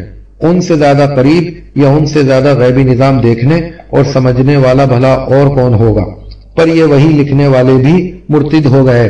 یہ میں اس لیے عرض کر رہا ہوں کہ کام کرتے کرتے آدمی کسی ایسے مقام پر پہنچتا ہے کہ وہاں کوئی ایسی بات پیش آوے گی جس سے 20 سال 40 سال کام کرنے کے بعد بھی کام سے پیچھے ہٹ جاوے گا۔ کیوں؟ اس لیے کہ براہ راست کام کو نہیں سمجھا جس پر استقامت ہو جاتی۔ تو عرض یہ ہے کہ ہر کام کرنے والے کو کام پر بصیرت ہو کہ میں ذاتی طور پر اس کام کو نبوت والا کام حق سمجھتا ہوں، یہ چیز کام کرنے والے کو آگے بڑھائے گی، ورنہ کوئی چیز پیش آوے گی تو یہ کام کو چھوڑ دے گا، سیروزہ چھوڑ دے گا۔ کیوں؟ اس کا مطلب یہ ہے کہ سارے کام کرنے والے کی وجہ سے ہو رہے تھے۔ ایک آدمی سے اختلاف ہوا تو کام ہی چھوڑ دیا۔ اختلاف ہوگا انتظامی لائن میں، ہم چھوڑ بیٹھیں گے کام۔ اس لیے یہ اعمال دعوت یعنی اپنی مسجد کا گشت، اپنی مسجد کے 2.5 گھنٹے، تعلیم، مشورہ اور سیروزہ اپنی ذات سے چلے 4 مہینے اس کو ہر ساتھی اپنی ذاتی ضرورت سمجھ کر کرے اور ہر امتی کو اس پر لائے۔ میں تو پوچھتا ہوں کہ بھائی یہ کام تم کیوں کر رہے ہو؟ اس کام کے کرنے کی وجہ کیا ہے؟ دیکھو جی، اگر صرف اتنی بات ہے کہ مجھے جنت مل جاوے، اب مان لو جنت بھی مل گئی اور جنت میں داخل بھی ہو گیا، لیکن سوال تو اس بات کا ہے کہ انسانیت جو جہنم کی طرف جا رہی ہے اس کا کیا ہوگا؟ میرے دوستو بزرگوں، اس میں کوئی شک نہیں کہ انفرادی اعمال تو ہر ایک کو کرنے ہیں کیونکہ یہ ہماری ضرورت ہے، لیکن انفرادی اعمال میں قوت، تاثیر، مقبولیت اور حقیقت وہ دعوت کی ذمہ داری پورا کرے بغیر نہیں آیا کرتی۔ دعوت پر امت کو لانا اور ہر امتی کے اندر اس کی ذمہ داری کا شعور پیدا کرنا۔ تو اب جو قربانیوں پر چلے گا تو اللہ رب العزت کی طرف سے اس کا انتخاب ہوگا۔ یہ کام اللہ کا ہے، کوئی کسی کو نہ آگے بڑھا سکتا ہے نہ پیچھے ہٹا سکتا ہے۔ ہاں اس کے ظاہری اسباب آتے ہیں تو ہم جو کچھ ہمارے ساتھ ہوا ہوتا ہے انہیں ہم ان اسباب سے جوڑ دیتے ہیں کہ یوں نہ ہوا ہوتا تو یوں ہو جاتا ہے۔ کہ کیا بات ہے کہ یہ اپنے آپ کو مخلوق کے ذریعے قبول کروانا چاہتا ہے، حالانکہ اللہ کی طرف سے قبولیت کا اعلان ہوتا ہے، پھر قبولیت 7ویں آسمان سے 6ٹھے آسمان پر، 6ٹھے آسمان سے 5ویں پر، 5ویں سے 4تھے پر، 4تھے سے 3رے، 3رے سے 2سرے اور 2سرے سے پہلے، اور پھر پہلے آسمان سے وہ قبولیت اس زمین پر اتاری جاتی ہے۔ میرے دوستو، کام اللہ اس سے لیتے ہیں جو تقاضوں پر خود کھڑا ہوتا ہے، یہ نہیں کہ کسی کے اصرار کرنے پر یہ تیار ہو۔ میں تو بار بار یہ بات عرض کرتا ہوں کہ بھائی مجمع کو کام سمجھاؤ تاکہ جو کام کر رہا ہے اسے کچھ تو خبر ہو کہ میں یہ کام کیوں کر رہا ہوں۔ کسی نے اپنے حالات سنائے تو کسی تبلیغی آدمی نے اس سے کہا کہ تم 4 مہینے لگا لو، تمہارے سارے حالات دور ہو جائیں گے۔ حضرت مولانا یوسف صاحب رحمۃ اللہ علیہ نے فرمایا کہ کام میں لگنے والوں کی 3 قسمیں ہیں۔ ایک قسم وہ ہے جو فرصت کی وجہ سے کرتے ہیں، ایک قسم وہ ہے جو اپنے حالات و پریشانی کی وجہ سے کام کر رہے ہیں، اور ایک قسم وہ ہے جو اپنے آپ کو بدلنے کے لیے کام کر رہے ہیں۔ ان میں سے اوپر والی جو 2 قسمیں ہیں، ان دونوں قسموں کے لوگ کبھی بھی کلمے کی حقیقت کو پا ہی نہیں سکتے۔ تو ایک صاحب نے حضرت سے پوچھا کہ یہ حالات والے اور فرصت والے کون ہیں؟ تو حضرت نے فرمایا کہ ایک طبقہ تبلیغ میں وہ چل رہا ہے، بہت بڑا طبقہ، جس کو تشکیل کرنے والوں نے، ترغیب دینے والوں نے یوں کہا کہ تو اگر جماعت میں چلا جا تو تیری بیماریاں، تیری پریشانیاں، تیرے قرضے، تیرے مقدمے سب حل ہو جائیں گے، سب ختم ہو جائیں گے، بس تو 4 مہینے لگا لے۔ اور ایک طبقہ وہ ہے جو فرصت لے کر آتا ہے کہ 10 دن، 5 دن، 40 دن، 4 مہینے اپنے کاروبار کے سیزن کے اعتبار سے کہ چلو بارش میں کام کوئی ہے نہیں، 40 دن لگائیں، یا فصل بو ہی دی، کاٹنے تک وقت خالی ہے، یا اس موسم میں ہمارا دھندا ڈھیلا پڑ جاتا ہے تو سوچا 4 مہینے کیا کریں گے تو چلو جماعت میں چلے جائیں۔ ایک طبقہ وہ ہے جس نے اس کام کو اپنے معمول میں داخل کیا ہوا ہے۔ فرماتے تھے یہ فرصت والے اور حالات والے، یہ دونوں طبقے کام میں چلتے رہیں گے جب تک اس کام سے ان کے دنیا کے تقاضے پورے ہوتے رہے۔ اگر ان لوگوں کے ذاتی تقاضے اس کام سے پورے ہوتے رہے تب بھی یہ کام سے گئے، اور اگر ان کے تقاضے اس کام سے پورے نہ ہوئے تب بھی یہ کام سے گئے، اس لیے کہ یہ وہ طبقہ ہے جس کو مقصود پر نہیں اٹھایا گیا، موعود پر اٹھایا گیا ہے کہ جو جماعت میں جائے گا اس کی کھیتیوں میں برکت ہو جائے گی۔ نہیں میرے دوستو، ہم اپنے مجمع کو ہرگز دنیاوی وعدوں اور دنیا کے مسائل کے حل ہونے کی بنیاد پر نہ اٹھاویں، ورنہ ایک طبقہ اس وقت وہ ہے جو اس پر چل رہا ہے، ان کو عقیدت ہے اس کام سے۔ دیکھو میرے دوستو، عقیدت اور ہوتی ہے اور بصیرت اور ہوتی ہے۔ عقیدت کے معاملے میں ایک بات عرض کروں جو امت کے اندر ایک بات عام ہے، وہ یہ کہ کسی کو کسی بزرگ سے عقیدت ہے، ان کے پاس آتے رہے، ان کے پاس جا کر اپنے مسائل رکھتے رہے، جب دیکھا کہ ان سے تو کوئی مسئلہ حل ہوتا ہی نہیں تو ان کو چھوڑ کر پھر کسی دوسرے بزرگ کے پاس چلے گئے۔ میرے پاس ایک صاحب نے خط لکھا کہ جب میں بہت پریشان تھا تو میں نے اپنے حالات ایک بزرگ کو سنائے، انہوں نے کہا کہ تم تہجد میں اٹھ کر دعا مانگو، تو میں نے تہجد میں اٹھنے کی کوشش کی لیکن میں تہجد میں اٹھ نہ سکا۔ پھر میں نے ایک صاحب سے کہا کہ میں تہجد میں اٹھ نہیں سکتا، تو انہوں نے کہا کہ تم جماعت میں چلے جاؤ، وہاں تمہیں تہجد میں ضرور کوئی اٹھا دے گا۔ تو میں جماعت میں گیا سہرودا میں، تو وہاں امیر صاحب نے اٹھایا تہجد میں۔ اٹھ کر اپنے مسائل کو اللہ سے رو رو کر مانگا تو اب تک میرا وہ کام ہوا ہی نہیں، تو اس کی کیا وجہ ہے؟ میں نے اس پہ جواب لکھا کہ بھائی اس کی وجہ یہ ہے کہ تو اپنے دنیاوی تقاضے پورے کرنے کے لیے جماعت میں گیا۔ میرے دوستوں بزرگوں، بات تو ذرا سخت ہے لیکن حقیقت ہے یہ کہ ایک تو اللہ کے یہاں ذرہ برابر بھی شرک نہیں چلتا، سارا عمل اللہ کے لیے ہو کر اگر ایک لمحے بھی عمل کا کوئی حصہ اللہ کے غیر کے لیے ہے تو اللہ کے یہاں سے سارا کا سارا اخلاص سے کیا ہوا یہ عمل ذرا سے بھی اللہ کے غیر کے لیے ہے تو یہ قبول نہیں ہوتا، بلکہ یہ عمل مردود قرار دے دیا جاتا ہے۔ یہ بات نہیں ہے کہ اللہ کے یہاں اتنا عمل قبول ہو جاوے جتنا میں اخلاص والا تھا اور جتنے میں اخلاص نہیں ہے وہ قبول نہ ہو، یہ بات نہیں ہے، بلکہ عمل کے ٹکڑے نہیں ہوتے کہ اخلاص والا الگ اور اغراض والا الگ الگ کر دیا جائے۔ اگر عمل کے ذرے میں بھی شرک یعنی اغراض ہوگا تو وہ اللہ کی طرف سے پورا پورا مردود ہو جائے گا۔ اخلاص کی ادنا سطح یہ ہے کہ عمل صرف اللہ کے لیے ہو اور عمل کے وعدے کا پورا پورا یقین ہو کہ اللہ اس پر یہ دیں گے۔ اس لیے میرے دوستو، آج تو نیت کر لو کہ ہمیں اپنی محنت کے میدان کو بدلنا ہے، اپنی محنت کے رخ کو بدل کر انبیاء والے کام کو اپنا بنانا ہے اور اللہ تعالیٰ کے خزانوں سے ایک ایک امتی کو جوڑنا ہے اور خود اللہ کے خزانوں سے جڑنا ہے۔ اس لیے اب نیت کرو 4 مہینے کی اس کام کو سیکھنے کے لیے اور زندگی بھر اس کام کو کرنے کے لیے۔ اس کے بعد گشت کا موضوع ہے۔ جزاکم اللہ خیر۔